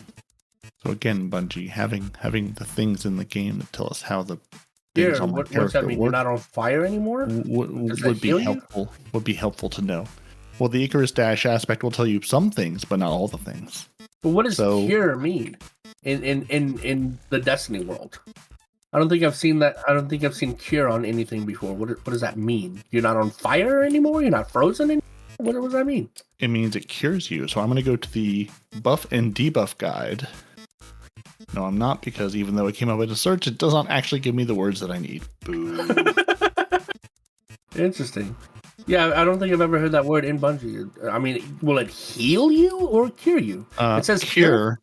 You are healed in a burst of mending solar light, says light.gg for cure. Oh, so it's a heal. Okay, cool. Mm-hmm. As a name. If you stop being on fire or frozen or whatever, that would be cool. You know, get rid of all your status debuffs. To be fair, it is one of the buffs from the Solar 3.0 rework. Cure, along with Restoration and Radiant, are your buffs. So it's been there. Haha.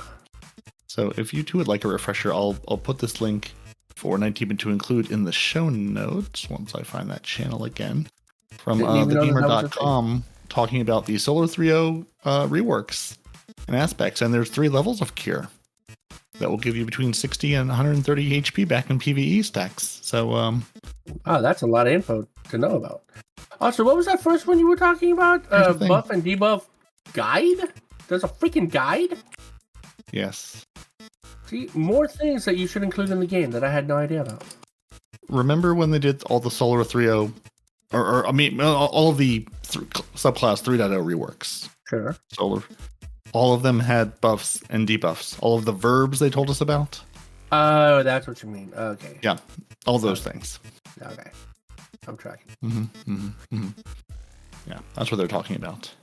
Now that I've completely gotten derailed. But yeah, those were our 3 issues. Everything else is fixed. Everything else is beautiful. There's no other problems. They do also link to as we continue to look at the various known issues and link to their own Destiny 2 Year 6 known issues and vital information page. So yeah, obviously there's lots of other issues going on, but these are the ones they decided to tell us about, today. Bungie with issues? That's not a thing. Bungie's a perfect game with no issues at all, ever. Mm-hmm. Everything's fine. Just like they mentioned, on occasion, Eva's head may appear to be missing. Yeah. Mm-hmm. And Respawn has died. Yeah, a little bit. Wait, what? You can't hear me? Or I'm just laughing. Your mic just cut you off when you made too much noise all at once. Yes, I went too high. The reverb is a thing. As it likes to do. Yes, it do. Yeah. But yeah, those are all our known issues. But you know what we fixed this week? We fixed a couple of things in the update 7.251 that came out on the 24th of October. They fixed the ritual loop, which, I mean, the loop wasn't looping very well, so now they made it better. So the ritual loop, there was an issue where the proc rate calculation of the number of active cards for the Deck of Whispers luminal card arc was incorrect. That's a lot of words to say. All those cards I pull out, it wasn't doing something that it was meant to be doing. Also, the Deck of Whispers luminal card arc and Lacuna card void could trigger effects for other players. I still, at this point in the season, don't know what any of those cards do, and I wish Bungie would tell me what the cards did when I pulled them. So, apparently they were doing things they weren't meant to be doing, and now they should be, I guess.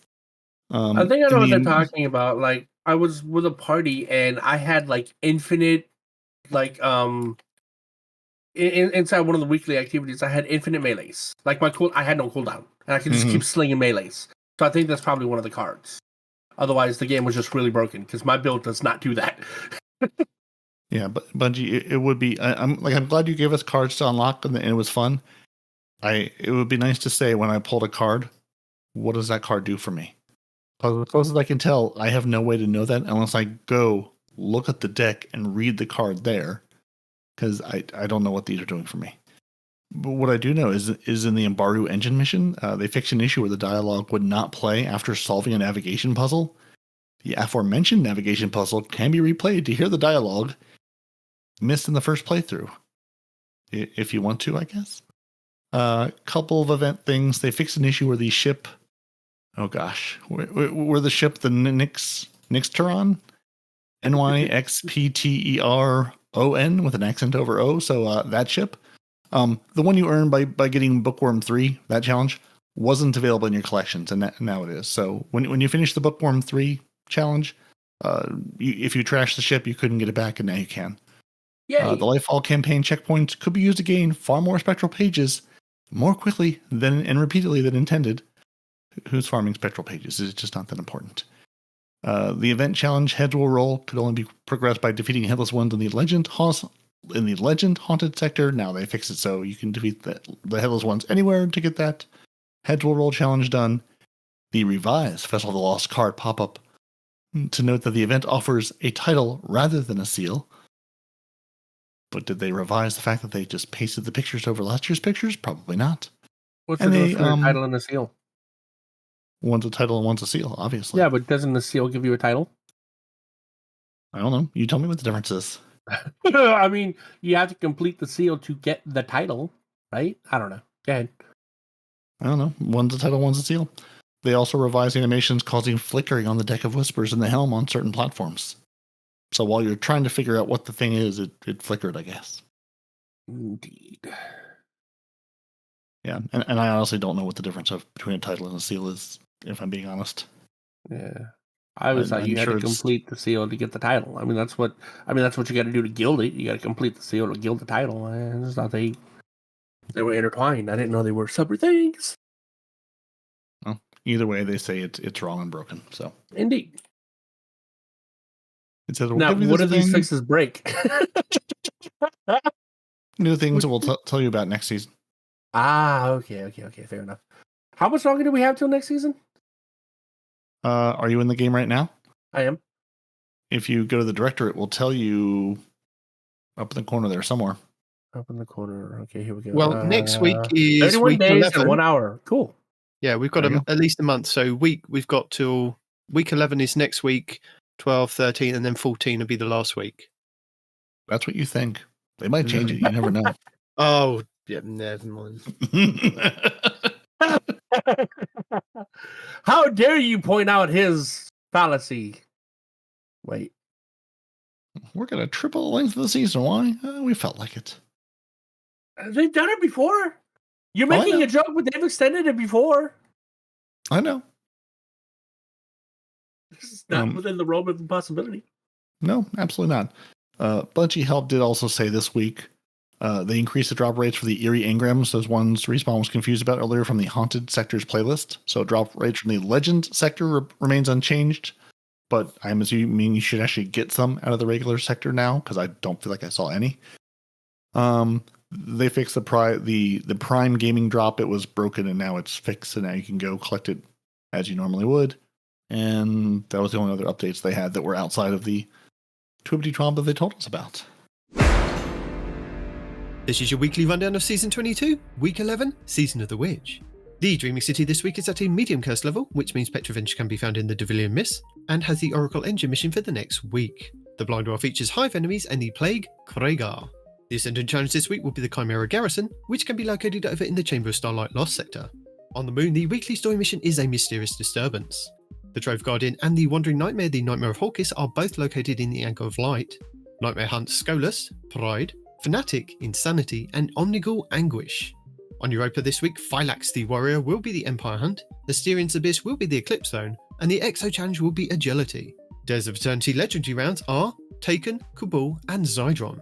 The Scatterhorn armor set and the Pathfinder armor set will be available in Days of Eternity with weapon set 4.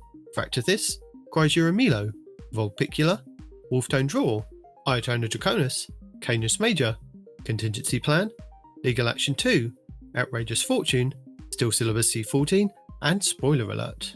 The Witch Queen weekly story mission is The Last Chance, Altar of Reflections Catalyst, and Altar of Reflections Insight. The Lightfall weekly mission is First Contact, the Partition mission will be Ordnance, and the Vex incursion this week will be Umshire Park. The Crota's End Raid challenge this week is the third encounter, Ear-Ute the Death Stinger, called Equal Vessel. The Root of Nightmares raid challenge this week is the fourth encounter, Nezarec, called All Hands. The Kingsfall raid challenge this week is the fourth encounter, Daughters of Oryx, called Under Construction. The Vow the Disciple challenge this week is the first encounter, Acquisition, called Swift Destruction. The Deepstone Crypt challenge this week is the third encounter, Tanix Part 1, called Of All Trades. The Garden of Salvation challenge this week is the third encounter, Consecrated Mine, called Staying Alive. And the Last Wish challenge this week is the fourth encounter, Vault, called Keep Out. The Pinnacle raid will be the Vault of Glass over in the Legends tab, which means all challenges will be available for each encounter, with the Exotic Fusion Rifle Vet's Mythic class being farmable from the final boss. The Pinnacle dungeon will be the Prophecy over in the Legends tab, and the Exotic Mission Rotator will be Vox Obscura, with the Dead Messenger Exotic Grenade Launcher being the main reward. The Season of the Risen Weapons set, plus the Tusk Allegiance Armor set. Lost Sectors, Tuesday K1 Communion on the moon for Exotic Boots, Wednesday K1 Crew Quarters on the moon for Exotic Gauntlets, Thursday Concealed Void on Europa for Exotic Chests, Friday Bunker E15 on Europa for Exotic Helmets, Saturday Bay of Drowned Wishes on the Dreaming City for Exotic Boots, Sunday Vel's Labyrinth on the Coast of James for Exotic Gauntlets, and Monday Exodus Garden 2A on the Coast of James for Exotic Chests. Our 11th featured Nightfall of the season will see us face off against Sepius Prime in the Devil's Lair Nightfall over on the Cosmodrome, with the Swarm Machine Gun being the featured weapon. Lord Shaxwing's Mayhem to the Crucible for the 11th week of the season, Zone Controller in the Relentless Crucible playlist, and Relic in Crucible Labs, with Trials of Osiris at the weekend. There will be double XP available in the Gambit playlist this week. This will also be the last week of Festival of the Lost 2023, so don't forget to spend your candy and grab those rewards. Also, don't forget to start collecting all of your Season of the Witch pass items and your reward track items and engrams from the Tower vendors before the end of the season. Plus, you can start hoarding those bounties and get a leg up on XP and artifact progression for next season. And that's it for week 11 of Season of the Witch.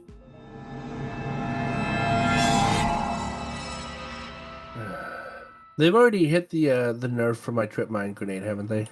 My exotic. There's no way to know. If only there was some sort of patch that would tell you, or some podcast you could listen to. Yeah. But even if I listen, retaining is a problem. I hear there's a number of Destiny podcasts you could listen to, or resources you could look at. But yes, the retention is the problem. Well, I mean, just bookmark it. Just go back and read it and say, just search Tripmine. I bookmarked something this week, and it was the developer insight for Season 23 weapon tuning preview. Ooh, what's that? It came the day before. They did their Wednesday, we're going to put out a mini thing like the TWAB before the day. But again, it didn't flash up on our Discord thing until the day of the TWAB. And I'm like, why are they putting this out? And then I checked the dates. It's like, no, actually, I missed it that day. Didn't see it. So yeah. I've noticed lately when they've been publishing, sometimes something will be just published, quote unquote, and it'll say, "Oh, what, you've been up for 12 hours." I'm going, you may have been up somewhere, but not where I could see you. Sneaky, Bungie.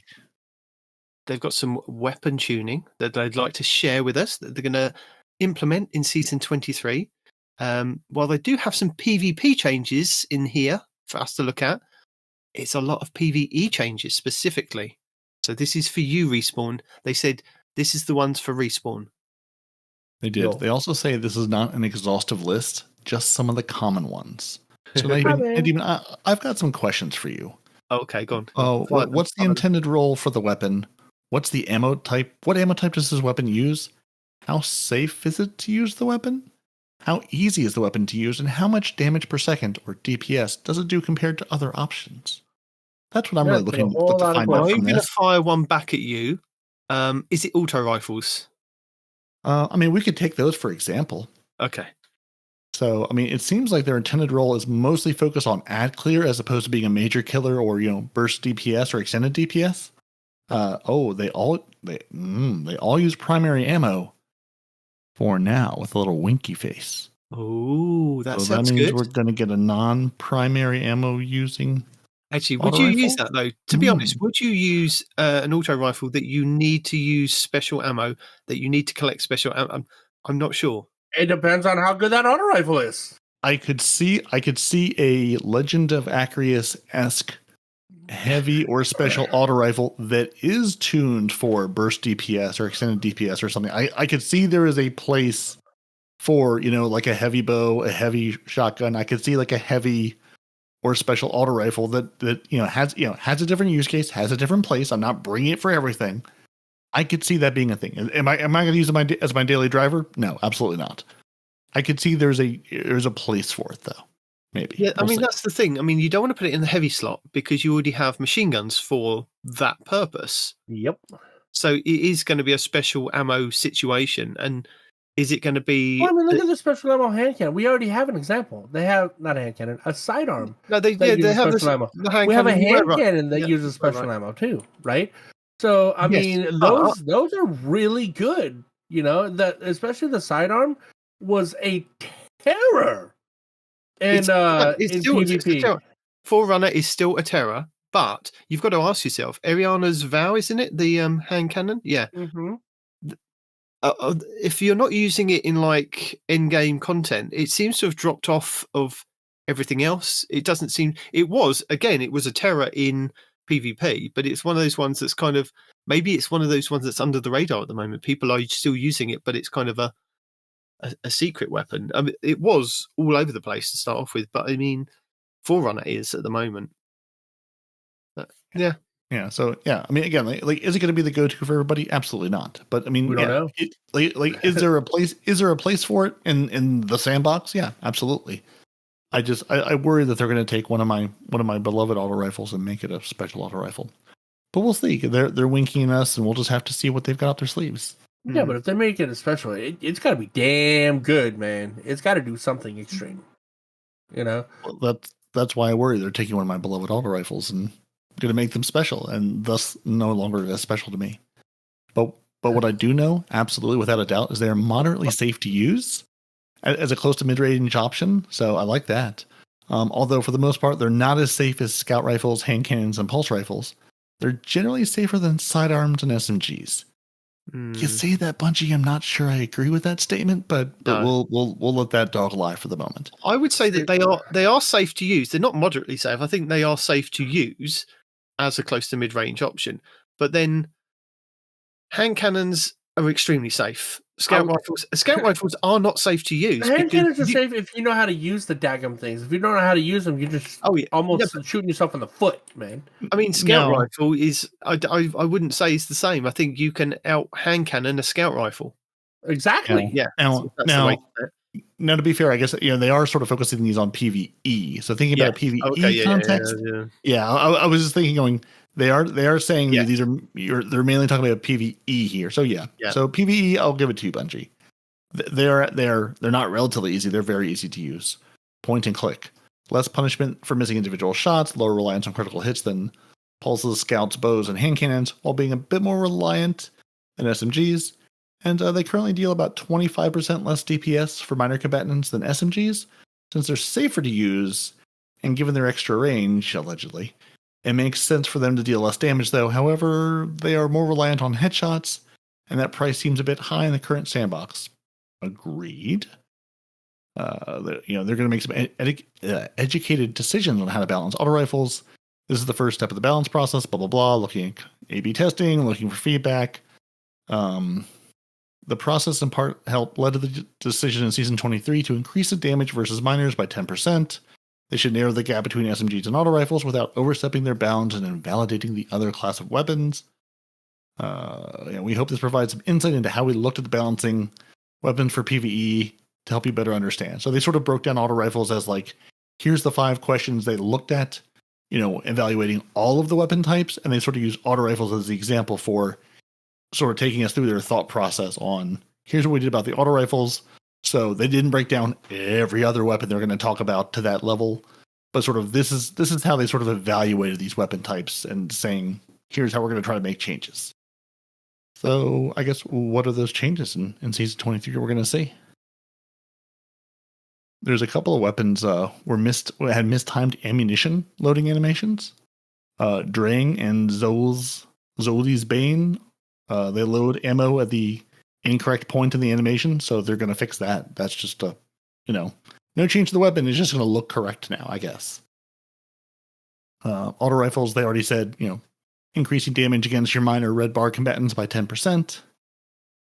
Pulse rifles, DPS and PvE is comparable to scout rifle damage, but in the new sandbox, they're closer aligned with hand cannons and autos in terms of range.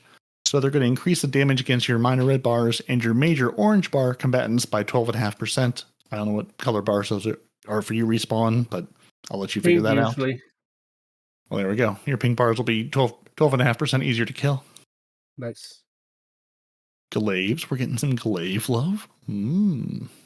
They wanted to improve how it feels to use glaives, both as a melee and a projectile weapon, and wanted to increase the uptime of the shield without pushing it too far into the realm of being overpowered. So they're going to make changes to 3 aspects of glaives. The projectiles were generally just slow enough that they felt a little unreliable to use against fast-moving targets. An Impulse Amplifier was seen as a must-have perk for glaive usage in PvP.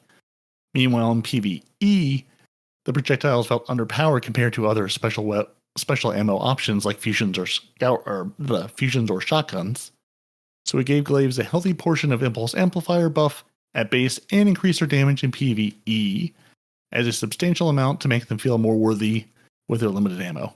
In PvP, the increased projectile speed greatly improved their ease of use, so we brought the damage dealt by the projectile down just a bit to keep it in line. So, across the board, speed of the projectile goes up 30%. Projectile damage in PvE increased by 25%. And in PvP, they made changes based on sort of type of glaive.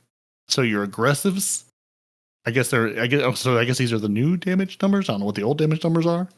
They decreased projectile damage in PvP. Your aggressive will do 123, your adaptive will do 113, and your rapid fires will do 101. I don't know what they were, but they were all higher, and now they're lower, and those are what they're going to be. Mm-hmm. Melee, they're reducing the delay after firing, where you can melee from 0.75 seconds to 0.2 seconds, because they felt clunky and unintuitive to use when you're using them as the big stick that they truly are. And, relying, as far as the shields go, relying on the damage, on dealing damage with a projectile to grant your shield energy was a choice made to limit the amount of uptime of the highly damage-resistant shields they had in Crucible endgame PvE content. Unfortunately, it also made nobody use the weapon, so that was silly. They wanted to increase the uptime of the shields. You can get a little more of the weapon fantasy to shine through, but they had to be careful not to give it too much, or we'd be right back where we started, and they didn't want that to happen. So they made the shield energy now recharge passively when the glaive is held at a rate of 1% per second. Set up the base glaive shield damage resistance to be tiered in PvP. So your base damage resistance remains at 50%, that's 50, and the damage resistance against primary ammo weapons and melee attacks have been reduced to 30% in PvP. So you can hang out in PvE and let it recharge. In PvP, it's going to be a little easier to break.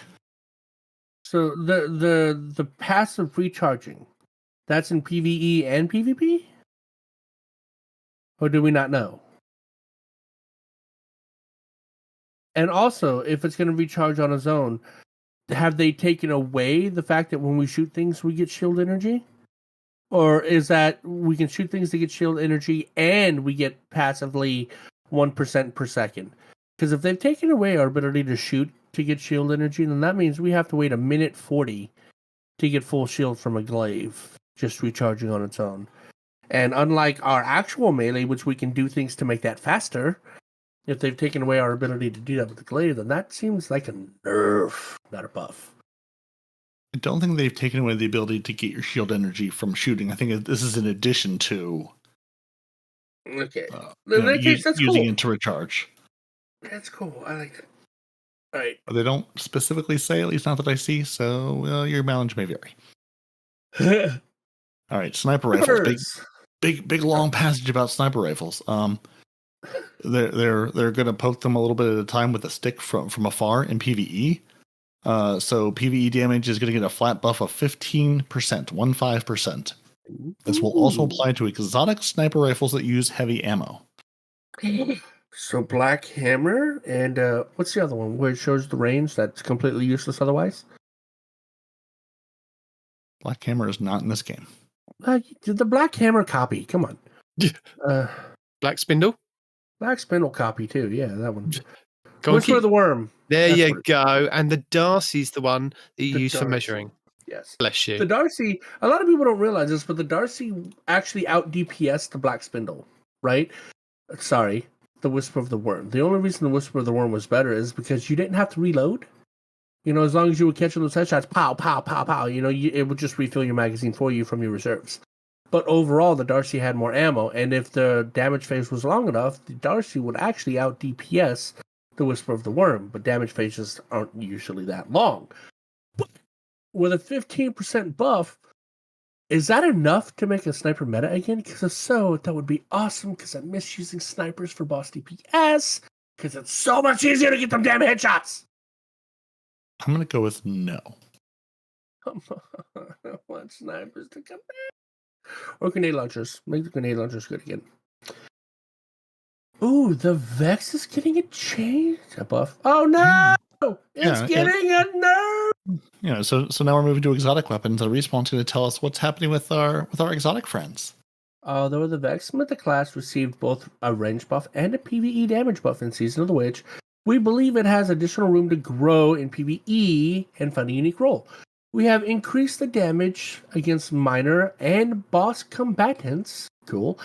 So wait, just majors are just like, ha! That's dumb. And we're going to be experimenting with a different style of anti-champion gameplay. Instead of having an intrinsic anti-champion perk, damn it, they're taking it away. We're massively increasing the damage that the linear fusion rifle mode deals to all champions. This places it in a unique space of being more of a Swiss Army knife and less of a specialist.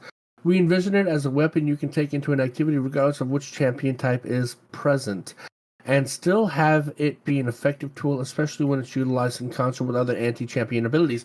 But here's the problem. It's 2 guns in 1. And they said that the linear is going to do extra champion damage. Well, it also has a fusion rifle aspect that's not linear. So, do we have to wait for a linear fusion rifle champion mod for that to be effective against champions now? Or will both modes work? Damn you, multiple mode weapons! How do we classify you? Anyway, so it increased damage versus minor red bar combatants by 10, bosses by 25%. That is significant, and champions by 200% when in the linear fusion rifle mode. That is significant. But you got to stun them first, and if they're taking away the anti-champion mod, you have to stun and then swap to this gun to finish them off? Yeah, but there's probably enough ways you can spec between your weapons and your abilities. There's probably enough other ways. Again, depending on what your champion mix is, there's probably enough other ways you can stun those champions, or more likely, you and your fire team stun those champions to then be able to finish them off. I get that, but the main question I'm having is, what classification is this weapon, right? Because you have anti-champion linear fusion mods some seasons, and then you have fusion rifle mods for champions other seasons. Does this fit into both? Does it depend on what mode you're using? I mean, that's is it what I would the assume. Other? when you're using it as a fusion rifle, it's a fusion rifle. When you're using the linear part, then it does the linear bit. That's my assumption. Fusion rifle acts like an auto rifle, and for intents and purposes, in the past they've said still a fusion rifle. I get that, but in the past they treated it like an auto rifle for its different quirks that it's got. So I'm like, the Vex is a horse of a different color, and I'm kind of curious to how this is going to work, but it does upset me that they've taken away the intrinsic anti-champion perk. That makes it a little harder to use, but the damage is nice.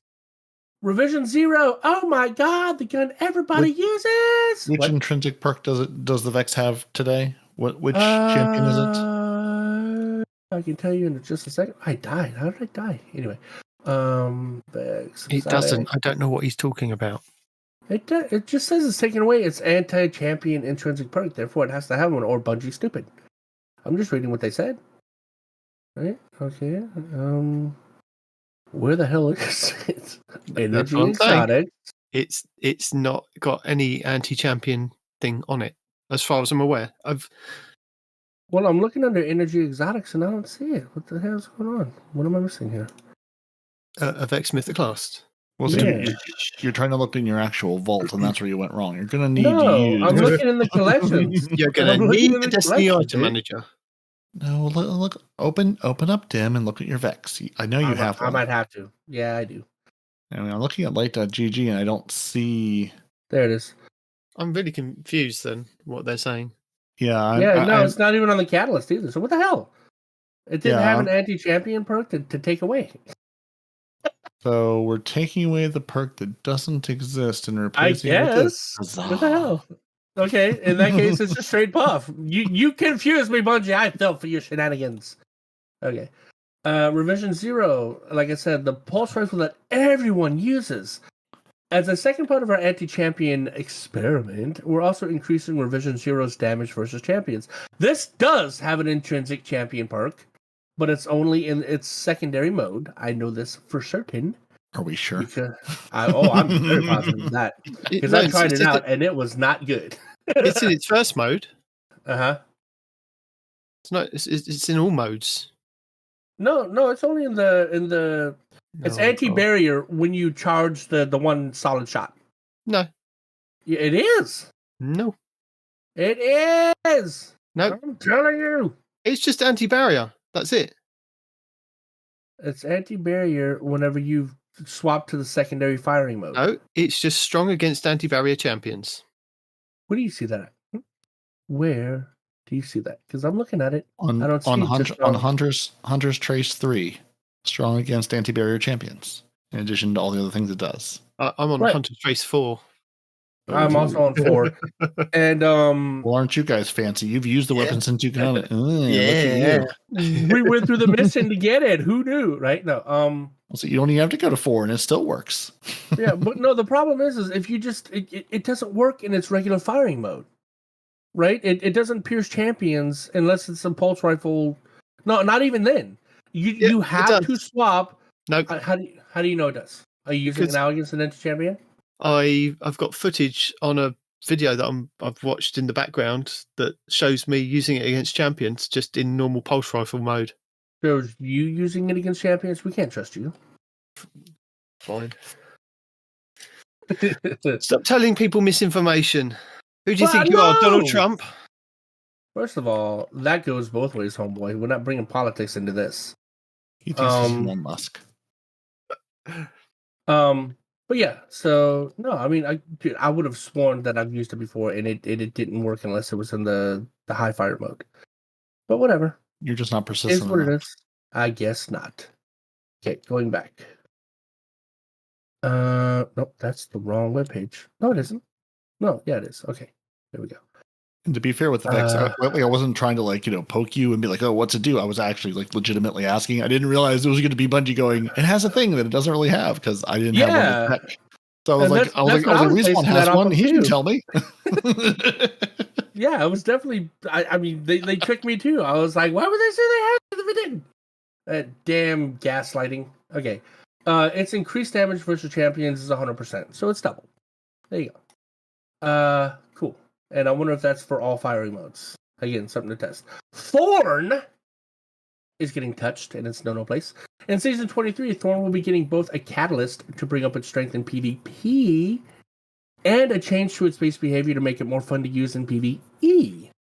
Picking up a remnant can overflow the magazine up to 40 rounds max. Golly! 40 rounds in Thorn? Holy biscuits. Oh, wow, that's crazy. Anyway, the catalyst is going to give it 20 range, 10 stability. These are additional, not total. Sorry. Plus 20 range, plus 10 stability, and getting kills or picking up a remnant grants additional range, handling, and mobility. That is going to be a monster in PvP. Holy smack. I mean, dude just got to pick up one remnant and he's got 40 rounds of Thorn in PvP. Oh, no. Is this a PvP change or a PvE change? Did they say? It says the catalyst to bring its strength up in PvP. And the catalyst... Yeah. Yeah. Yep. That's what it says. Class glaives. Oh, so our specific exotic glaives that nobody's used ever is going to get a buff. And hi, Adi Biscotti. Nice name. Alongside the glaive rework mentioned above, we have also done some tuning on the class exotic glaives introduced in the Witch Queen. The below changes are for all 3 glaives. To make sure you're using their exotic functionality both more to make to make using their exotic functionality both more forgiving and more understandable. Mm-hmm. Forgiving and understandable. Okay. Yep. So you're going to grant 1 ammo when you activate the perk. So I guess when you pop the bubble, shoot the arc, or what the hell is it? Or heal. This is the third one. When you activate the perk, you get 1 ammo. So you can use it even if you're out of ammo. It no longer passively drains shield energy when you special reload to activate the perk. And it no longer is deactivated by reloading or stowing the weapon. I wish I could tell you what these things mean, but since I've never used the stupid glaives, I have no idea what they're talking about. But there you go. Edge of Intent, says Warlock specifically. Edge of Intent seemed like it was begging for some sort of 3.0 interaction instead of the previous generic healing effect. A larger area of effect helps it reach more nearby allies, too. So what is going on in my headset? Change the effect of the healing turret projectiles to grant cures and provide restoration. That is actually pretty good. Is it worth an exotic slot on a Warlock? I don't know, but that's pretty good. You'll check out those guides we linked to in the show notes to know what cure and restoration does to see if it's worth it. Cure heals you, restoration gives you a and so cure gives you a bunch of health at once, and restoration heals you over time. That's what it is. Boom. Okay. Increased the Excellent. Yes. I sound like Astacross by the way I talk. Nobody's ever called me that before. Increase the AoE radius to 8 meters to benefit more nearby allies. Now, what was it before? Was it just like it was the size of a rift before, wasn't it? So like what? Not 2 meters? 8 meters. Not 8 meters. That is huge. That might actually be worth it. Exotic glaive, no idea. Right. Okay. Let's see what we got. It increases magazine size from 4 to 5. And that's it for that. The Edge of Action, which is the Titan Bubble Glaive. We wanted to make the baby bubble more effective in the in-game content. So now it provides some benefits to weapons just for passing through it, even if you don't remain inside. Let's go. Passing through the bubble now grants bonus reload speed, handling, and a small amount of stacking bonus damage in addition to the overshield. Holy moly, that's pretty strong. You get the bubble, you get reload speed, handling, damage, and an overshield just for walking through the damn thing? Holy biscuit monkeys. Okay. But the poor bubble. That's a poor bubble? We'll see what they're going to do next. Read the next line. The poor bubble. Reduce the health of the bubble from 8,000 to 2,400 to account for the increased uptime and improved effects. It has a good life, but it's a very short life. True. But the point is you don't really need to sit in the bubble. You just walk through the bubble to get all these buffs, right? I mean, 2,400 health to be there longer. Well, it'll be there longer as long as nobody kills the damn thing. And I put up my barricade in front of the bubble to keep the bubble safe for a little bit longer. Doesn't your barricade only have 1,500 health now? It's 1,500 more than nothing. I guess. I might be completely wrong about that, by the way. Put up a wall in front of the bubble. At least it keeps the bubble alive a little longer. Yeah, but then you can't shoot through the wall. Ergo, the bubble is useless. No, you're just passing through the bubble just to keep it safe from the enemy incoming fire. Okay. Like a little puppy, you have to keep safe in the background while you fend off the enemies. No. What happens? Hear me out. So anybody who's played D&D knows you can't put a bag of holding in a bag of holding because it destroys the immediate area. Okay. So what happens if you put a bubble within a bubble? If you have the big bubble and you put the baby bubble in the big bubble, do they stack? Do they cancel each other out? Do you cause annihilation? Let's find out. You get whatever the higher weapon type is, like they talked about before. Well, there's this Peroty spoiling my fun. Yeah, I'm spoiling your fun. Just like if you have a bubble and a rift and a warlock well, whatever the top thing is, that's what you'll get. And we have... If you have a little bubble, you can make it grow up to a big bubble. And then you have big bubble powers. Edge of Concurrence, which is the hunter. The glaive changes mentioned above already made this quite solid. But we felt that Lightning Seeker presented a fun opportunity for ARC 3.0 interactions. Lightning Seeker now jolts the target on impact and reduce the direct hit damage of Lightning Seeker to account for the free ammo granted. Lightning Seeker, I'm guessing it's a projectile. No, it's a special ability. It's a... Oh, okay. You know the ice grenade that chases people? Mm-hmm. That, but lightning. So if I hit you, if I whack you with the glaive, then it spawns a little seeker that chases you? Oh, no. You don't whack, you shoot it. Projectile. It's a special that's what I was asking. That's what I was asking. If the lightning seeker is a projectile. So yes, it's a projectile. You shoot and it hunts you down and jolts you. Yep. Okay. Yeah. I mean, jolt. Ooh. Yeah, I mean, jolt's not terrible. I don't know if that's I don't know what it does now, but I mean, I take a jolt over not a jolt, but yeah, it's not terrible. But adding jolt, it's again, it's not terrible. But the Titan's bubble does so much stuff, and then the Warlock has a huge AOE healing and restoration effect, and now we can jolt a single target. Yeah, it's kind of underwhelming compared to the other two. Is all I'm saying. I'm not saying it's good. I'm not saying it's definitely not great, but it's underwhelming for sure. I was expecting so much more. Sure, is it good? Yeah.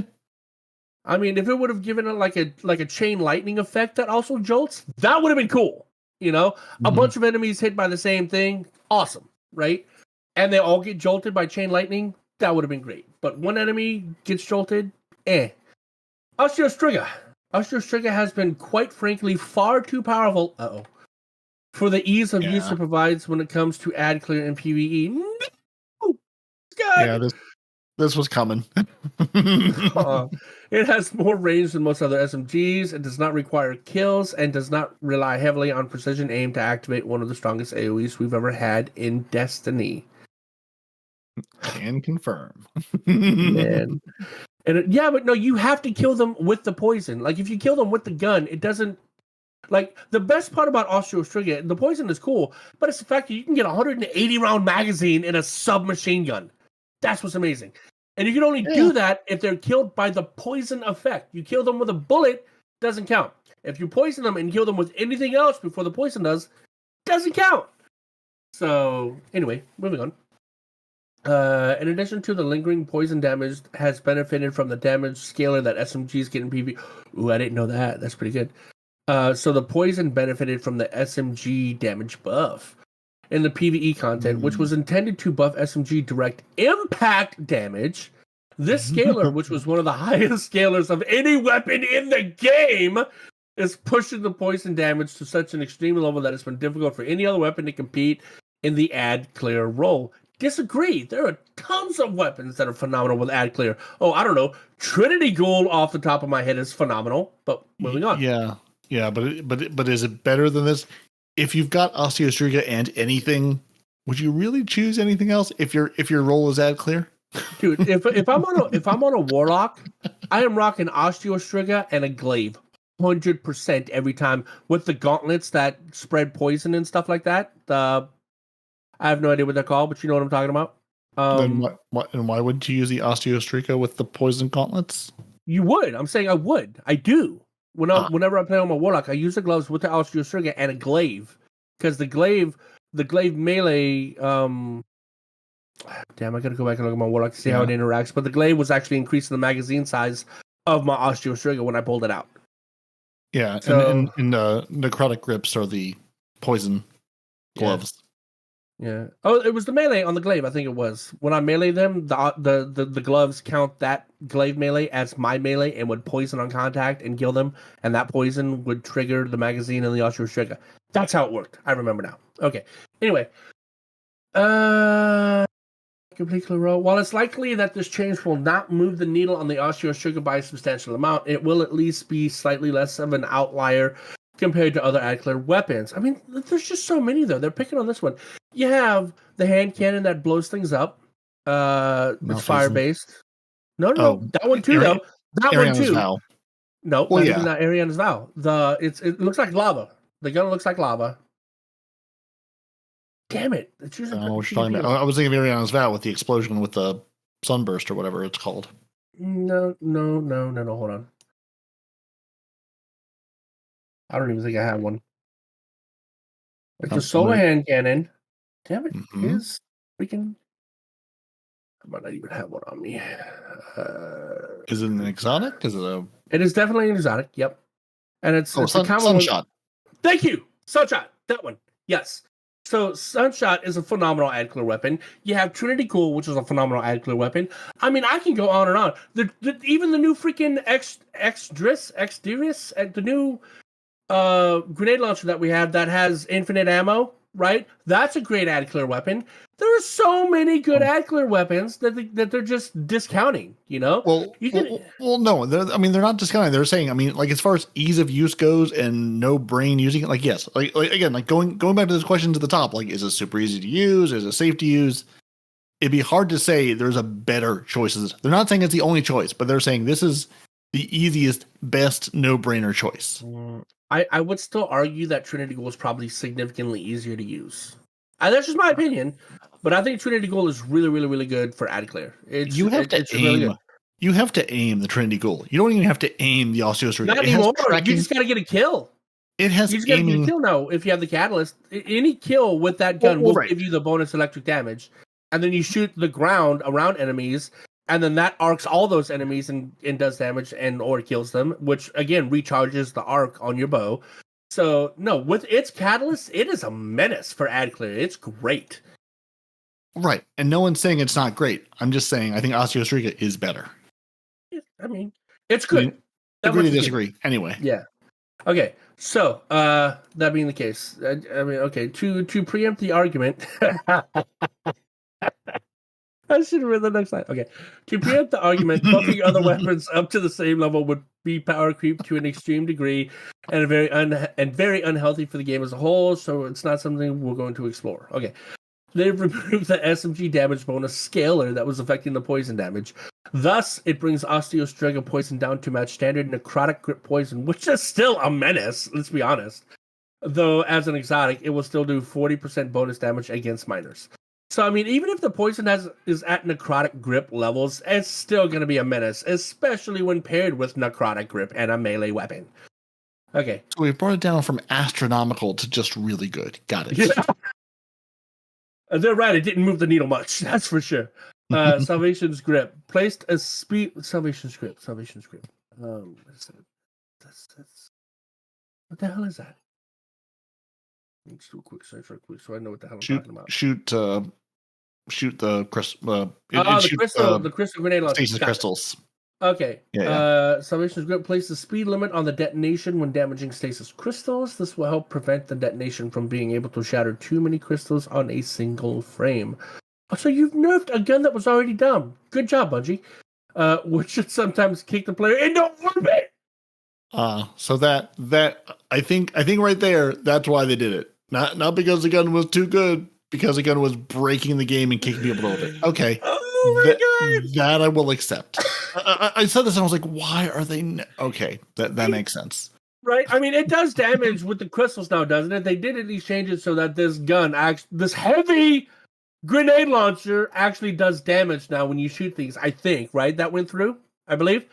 And I was just like, nobody used it. What the hell? But no, it kicks you to orbit when you use it. That's amazing. Okay. No one's used it since Beyond Light. There's no way to know. Winter's Bite, the heavy glaive that had so much potential and was immediately nerfed. We did not want to leave Winter Bite out of the glaive improvement pass, so we made it a little stronger and a little bit less lethal to the user. It has increased the detonation damage of the large projectile by 25%. That's still not even close to what it was nerfed from. And the self-damage blast radius has been halved. And the self-damage has been reduced. I don't think I've ever shot it close enough for me to do harm to me. I didn't know there was self-damage. I'm going to be honest with you. So there you go. There you go. Okay. Perks. Oh, we got perk changes now. Here we go. Danger Zone. Welcome to the Danger Zone. We made a small change to how Danger Zone works on rocket launchers. You can figure it out for yourselves when Season 23 drops. Why did you put it in? Anyway. Yeah, that I've seen people talking about all week going, why Bungie? Why can you not just tell us how Danger Zone's going to work? So I think sometimes the only one who thinks that's stupid. Okay. No, everybody agrees, but Danger Zone is. Dude, I thought I had it pulled up. If you're surrounded, it does more damage. Is what that is. Yeah. So they're doing something with that. Cool. Yeah. Hopefully, it'll do less damage to you, considering how it gets a power up when you're surrounded, and it's an explosive. But I digress. Heavy grip. We've discovered that the heavy grip perk was slightly increasing incoming flinch. That was not intended, obviously, so we removed it. It's precision instrument perk. What the hell? Precision instrument : the difference between precision instrument and enhanced precision instrument was barely noticeable in practice. So we wanted to differentiate the two just a bit. We've increased enhanced precision instrument damage bonus at a max stack from 26% to 30%. I don't even know what that does. And if I Google it, that is not the perk. Okay. That is a company called Precision Instruments, and I'm going to have to look at that later. Kinetic Tremors. Oh, no. Please don't tell me this is enough. We wanted to make the activation requirements more consistent across archetypes, so we've changed the number of hits needed to trigger it on some weapons. Pulse rifles have gone from 12 to... Let's go. An enhanced increase from from 12 to something because we lost you entirely.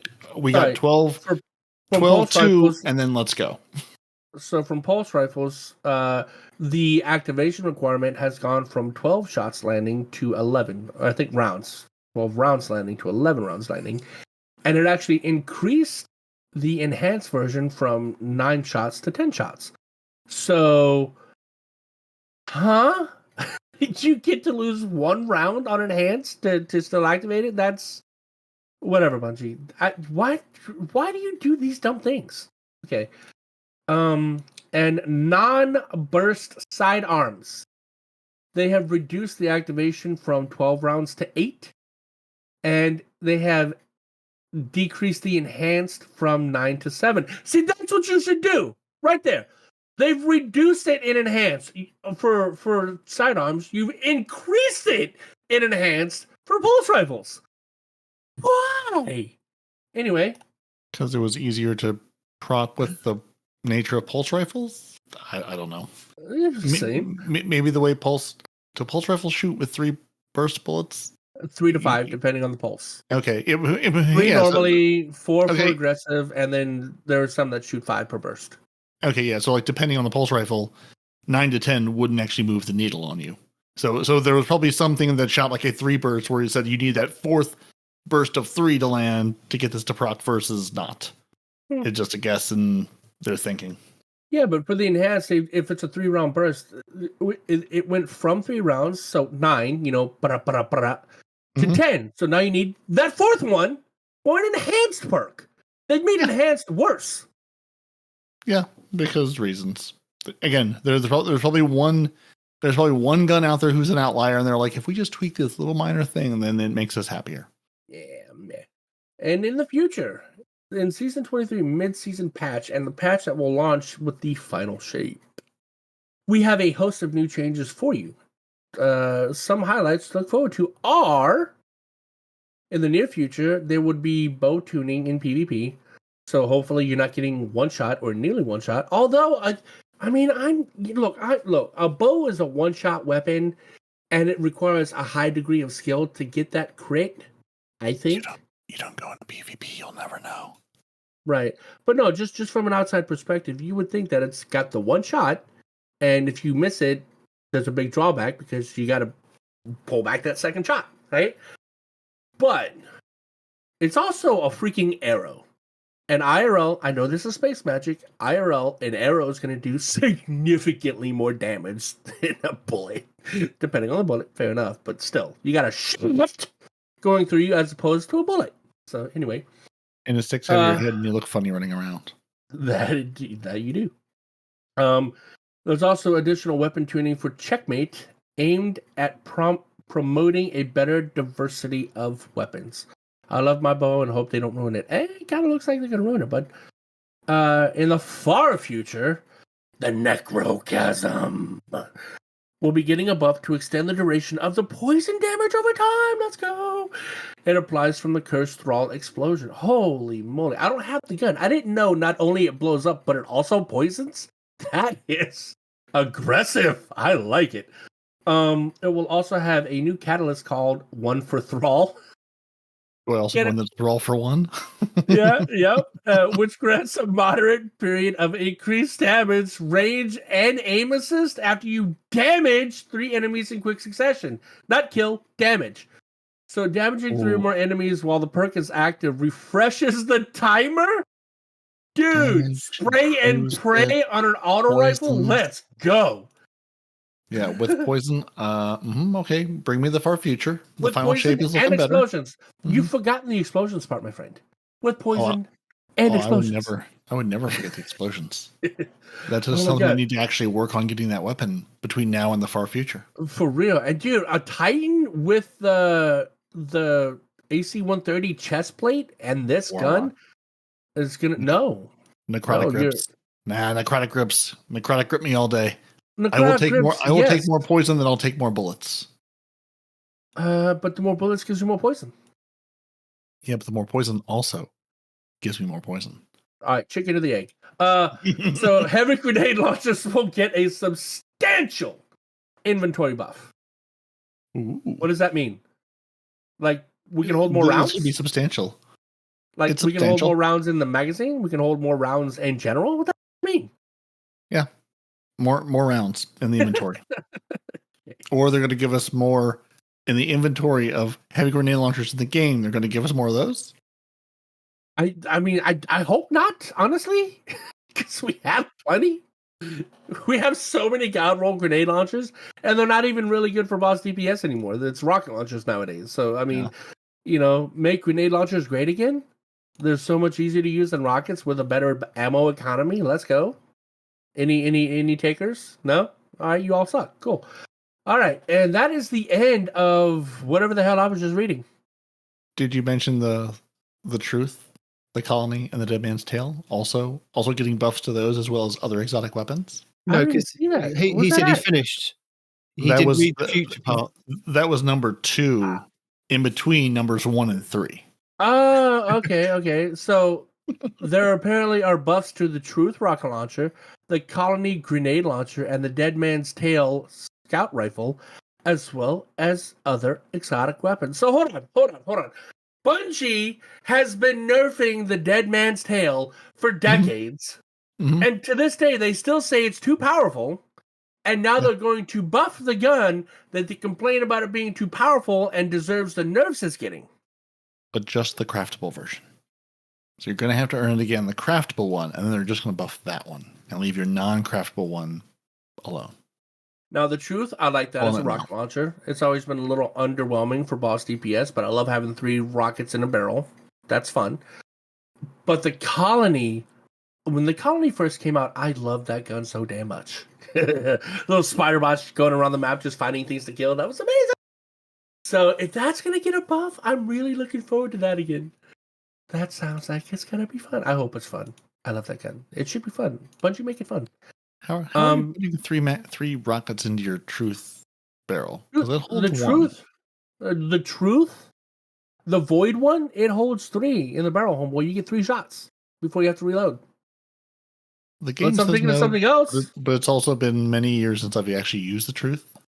Yeah, the Truth you can hold more rockets. Okay. That was one of the exotic it's been a minute. Of it. Is because okay.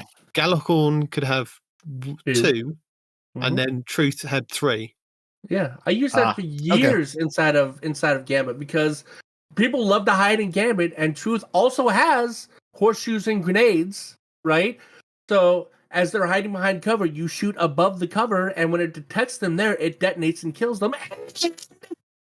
It used to have such an aggressive tracking mechanic. That thing will go around a corner and look for you and your family before it detonated. It was amazing.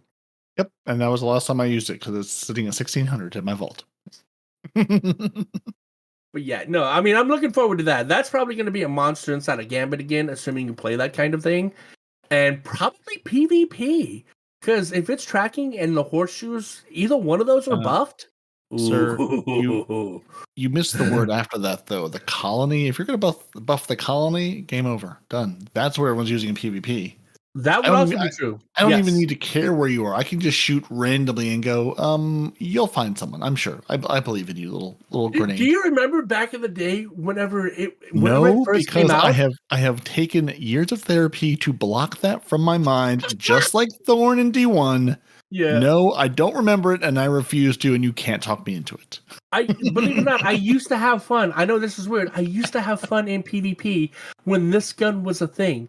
Because I would fire that bad boy every time I would get heavy and go do other things. And then eventually on my kill feed, boom, it's killed somebody. I was like, yes. Yeah. It is. That was my toaster back in the day, dude. I love that gun. You could fire it, go for a walk, come back, and just enjoy the kills that it got for you. Yes, the kill feed was amazing. And you got what? Back then, you would get like 3 or 4 rounds with a heavy brick. Don't. Just go out. And you shoot in all kinds of different directions. And they killed somebody eventually. And the truth would always find you in Gambit. Yes, it did. It would. I mean, it was so aggressive in Gambit, and it was amazing. You invaded with truth, and you win. You got the 4 kills every time, man. It was ridiculous. But then again, back in the Gambit days, you also could see through walls where people were. So back in the Gambit days, there was Gambit. Yeah. I'm it sucks that they've taken that away, because as an invader, you're already at a disadvantage with a 1v4. They're like, but you get an overshield. Yeah, but it's 1v4. Back in the Dark Ages, we called this fun. Yeah. Anyway. And it still is. Just not as much fun. Anyway. So I am actually done, now that everything has been read. You did. You made it to the end of the TWAB. Mr. Nitedemon, I know you've been dealing with external podcast things. So if you are there, and if you have any videos for the good people this week. I have a good couple of videos this week. Ooh, lay us on them.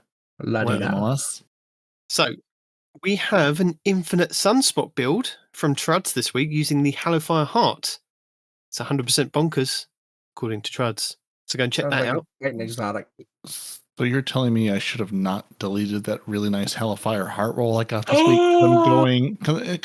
I've got 2 or 3. Why would I ever need a Hellfire Heart in my life? You get rid of one of the ones and keep the good one. Well, no, they were all good. But I haven't used that exotic in years. So, well. I'm sure it'll be fine. The idea is to build up your super and then use the Hellfire Heart to get the melee or the grenade kill to get the sunspot, and then use the sunshot hand cannon or like anything kind of solar to keep getting the sunspots. It's a good PvE build, but I'd go and test it and see what you think. Go and watch the Truds video. Did you guys see Datto's video this week that he tricked the Destiny 2 game director into playing his stupid game show? I saw the video, but I had not had a chance to watch it yet. No. Is it worth it, and is it Deacon approved? It's very funny, but it's not Deacon approved. It's 55 minutes long. So I believe it's Leopard and Skill Up and Joe Blackburn. He invites them on to try his game show at guessing shaders in various different things. Starts off with a pretty basic one, what's this shader, and then moves into what's this shader that's on this weapon, what's this shader that's on this armor piece, which way round should this shader go, what's the name of this shader. That's impossible. There's no way. There's no way anyone can do that. None of those colors in those shaders look like what they are. There's no way. Yeah, on some of the weapons and armor, that's true. The one that's always going to bug me, and I know for a fact he had to have had this because this has got to bug everybody. There's an all black shader, and I've already closed my game, so I can't remember what it's called. But when you apply it to the weapon, there is a bright fluorescent baby blue color on the weapon. Jackarina. Thank you. There's no blue on the shader, man. I know, but it's a lovely shader. When you can get the all black on some of the armors, it's great. But when you have that fluorescent baby blue just out of nowhere, and the fact that it's on a black background, like you got the dark black background and this blinding blue color of the same those thing. Light black backgrounds you like to use. Golly. Fallout Place put out a very good D2 damage guide this week. how to deal damage, max damage. It's a beginner's guide, but it's really cool because he's broken it down into like about 4 different sections for you.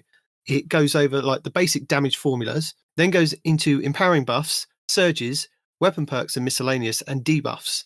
So go and check that one out. That one's a really cool video. So even if you want a kind of a refresher on what the kind of things are, because I mean, even though he says at the beginning of the video, it's like, metas come and go, but there are kind of the basics of the game that will kind of still stay the same. Although some of the things might kind of fluctuate with what they can kind of do.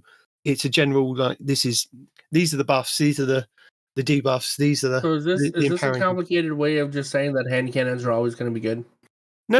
It doesn't go over things like that. It's like with like bubbles and wells and the mods and things that you can combine. Like, it's a very good PvE beginner's guide. Yeah, understanding there's a number of things in this game that can increase or decrease your damage. What are they, and how to take advantage of them? Yes, regardless of what weapon you're using to do those things, but just like we were talking about cure and restoration stuff earlier. What are these? How do I use them? What do all these words mean that I see pop up on things? What are these verbs, and how do I take advantage of them? Indeed. And those are my 3 recommendations for this week for videos. But I did listen to the PvE podcast from Massive Breakdowns this week, who went over the festival weapons. Basically, you're not missing out on a lot. Horror Story is probably the best weapon out of the whole lot, the auto rifle. But what they did tease is that they've got an episode coming up on the 7th of November with a guy in the Reddit community they're going to talk about the same kind of things that Fallout talked about in his beginner's guide video about the damage and how stacking damage and things like that. So that's one to kind of look out for and listen to when that kind of turns up. So go and check those guys out. PvE, Players versus Enemies podcast. I will link that in the show notes as well. It's player versus environment, but yeah. No, that's a different podcast. Not their podcast. Oh, that's a podcast name, Players versus Enemies? Oh. Mm-hmm. Yes. I thought you were telling people what PvE meant. And the guys that brought you Massive Breakdowns, the PvE, though, which kind of shut down because Mercules and Kitcatcher were employed by Bungie, and that kind of side shut down. But the PvE side of it, the Players versus Enemies, has continued. Gotcha. So they break down a lot of weapons for kind of PvE content. And this week they had builds. They were going over like, we were talking about the last week that the leaks that Bungie kind of leaked themselves on the on the exotics that are in the game, that they just changed the verbiage of what this exotic's going to do in the future. So these were the ones that, like the Stompies, where it says you can kind of get damage mitigation from jumping up and things like that.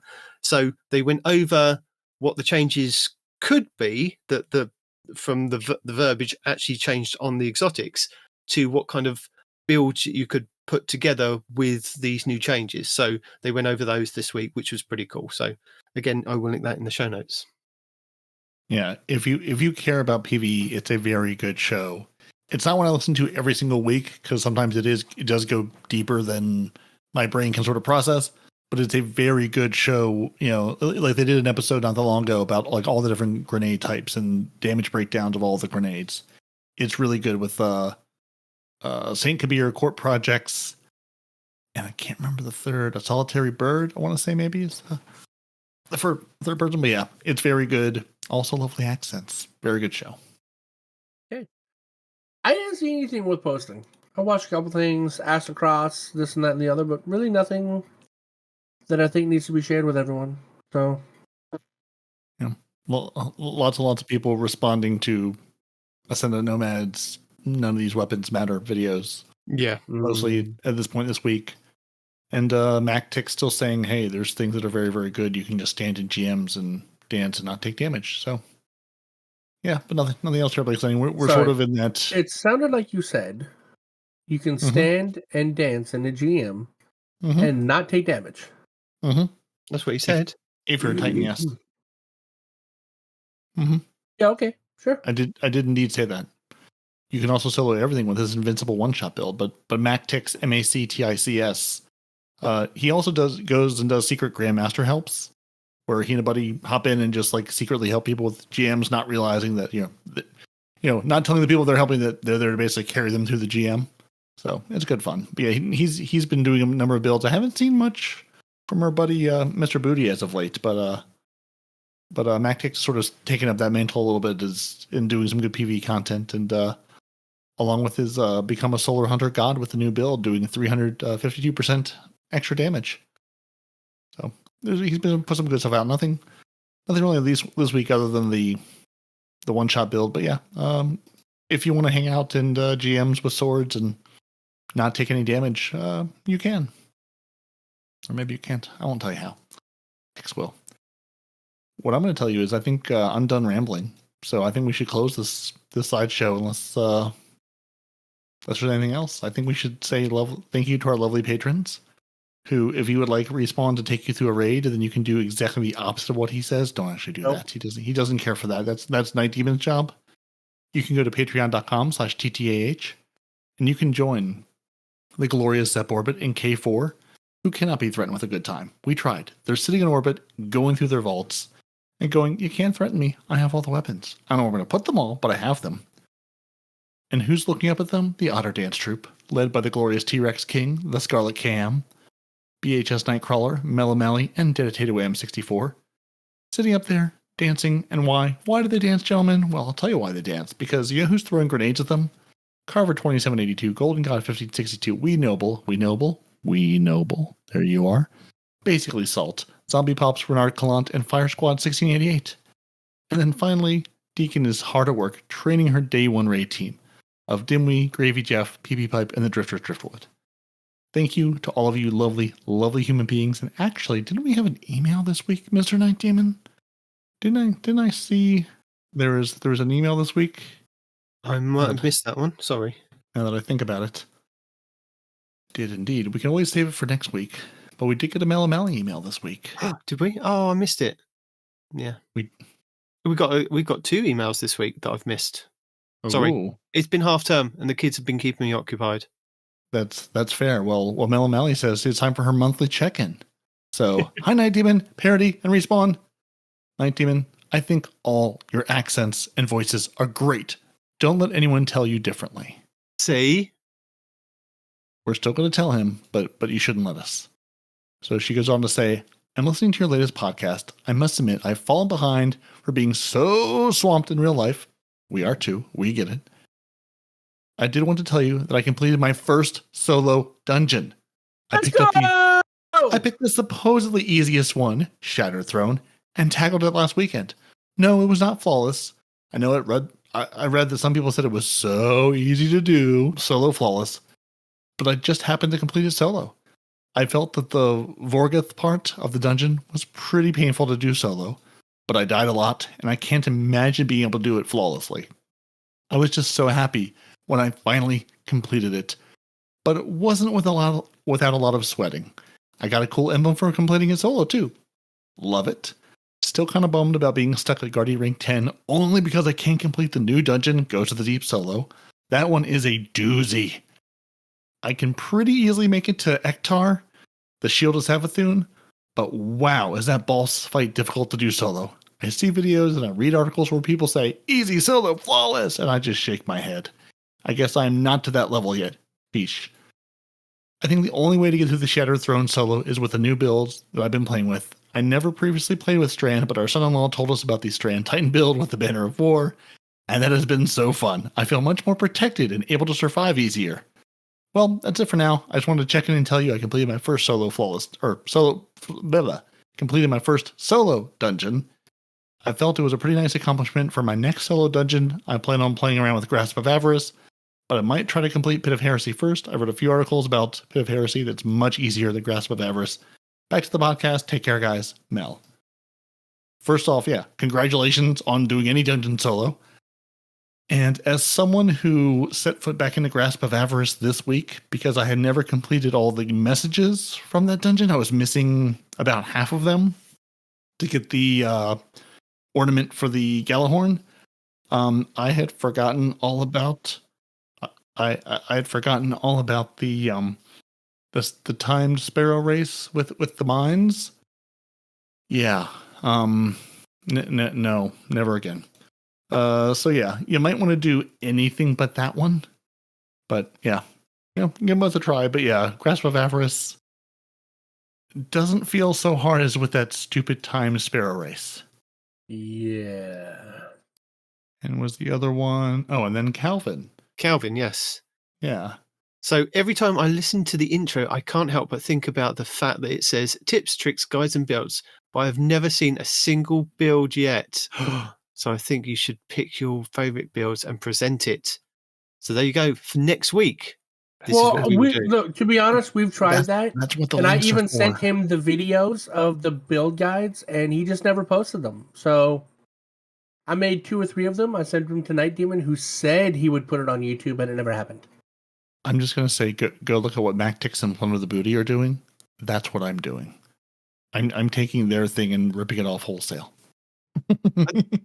Mainly when we say tips, tricks, guides, and builds, we kind of go over like in the show, I guess. Like if we say like we're running this or we're running that. But so, yeah, I suppose in the last couple of months we haven't kind of gone, oh, we're running Banner of War with this kind of mod or this kind of artifact or this artifacts, fragments. Yeah. Well, no, we didn't go over the whole build, but I did discuss remember how it said the helmet that gives you the overshield, it works with, the Beyblade, the Hunter Beyblade.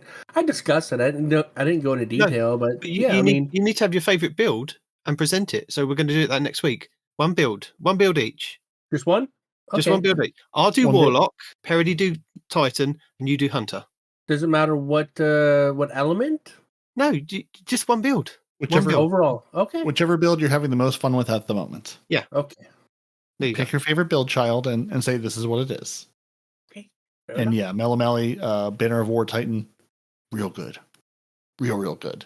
I'm living on borrowed time, knowing the nerf is coming, but for now I'm just gonna bask in it. Yeah, our favorite complaining Titan, our Titan elitist, got on and played with the nerfs.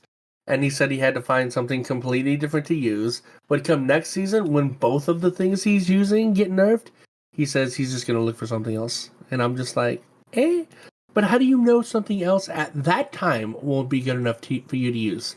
And once again, he's just complaining about how it's just becoming Call of Duty. So, me. It will never become Call of Duty unless they bring checkmate to everything. In which case, that's the end of PvP. Goodbye. And also, this is the end of the show. Goodbye. Thank you for joining us. Your Titans are Peroty and Nitedemon, your Hunters. No one responds in real life. If you would like to email the show, twotitansandahunter@hotmail.com. We'll get you there. We're at YouTube, Twitter, Facebook, Instagram, everywhere on the show. TikTok. You know where to find us. Go to a search box, type in 2 Titans and a Hunter. There we are. You should follow the show on YouTube for each new episode, weekly update video, live stream, and your, either your compressed 3-minute. Actually, Nitedemon, did we ever get an answer? Are we getting the compressed 3-minute version of what's happening this week? Or are we getting the longer form version of what's happening this week? Or I've been putting in the 3-minute versions for everybody. Well, there you go. Also, are you rolling the dice to make sure that what you're putting is accurate? Listen, it's accurate at the time of creation. Yes. It's accurate to the best of his knowledge. If Bungie goes and says, whoopsie, we flipped it around on you, that's on them, not on us. Fair enough. But if you'd like to see what is on us, twotitansandahunter.com. We'll tell you all the links, all the show notes, all those things we mentioned, those people we link to. And if you're sitting here saying, didn't Nitedemon tell me about that video with that thing? It's in the show notes each and every week, and we have all the show notes. So if you're a couple weeks behind, just scroll down the page. It's all there. Every show note from every episode, it's all there for you to enjoy. twotitansandahunter.com. And if you'd like to join our Otter Drans troop, threaten us with a good time, throw more grenades, or train to be part of Deacon's Day 1 raid team, go to the Patreon at patreon.com/TTAH. If you're looking for more casual encounter, coffee.com, that's ko-fi.com/2titansandahunter. If you like the thrill of live action, spicy language, you can head over to twitch.tv/no-one-respawns in real life. Every Saturday morning, or sometimes Friday mornings, or sometimes late in the evening, you never really know, for a live version of this show and whatever other shenanigans he gets up to. And if you want to keep it family friendly like a proper British gentleman, head over to twitch.tv/2titansandahunter, and you will see the glorious Nitedemon stream early in the morning, sometimes with Respawn, and getting up to whatever he's gotten up to that week. And go there, hit the buttons. You'll know when they stream, you'll know when they go live, and we're live each and every week on this lovely podcast. And with that, gentlemen, say goodbye to the people until we do this again about 7 days from now. Deuces. Arrivederci. Peroty, you need to say bye. Peroty, you need to say bye. You always do the bye. Can't make me not my real British dad. Yes, I am. Are you not his real British father?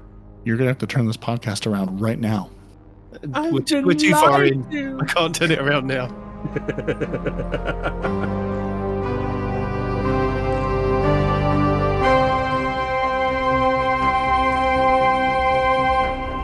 Two Titans and a Hunter, a Destiny 2 podcast.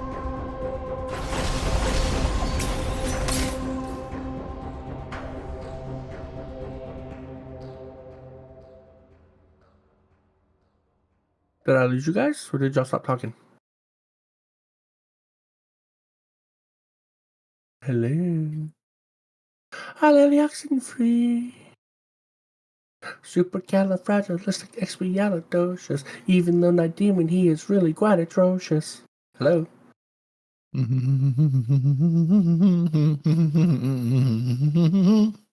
Now you're welcome for that. Different and legally distinct from the song. Right? I see what you did there. Exactly. Fixed I don't want to.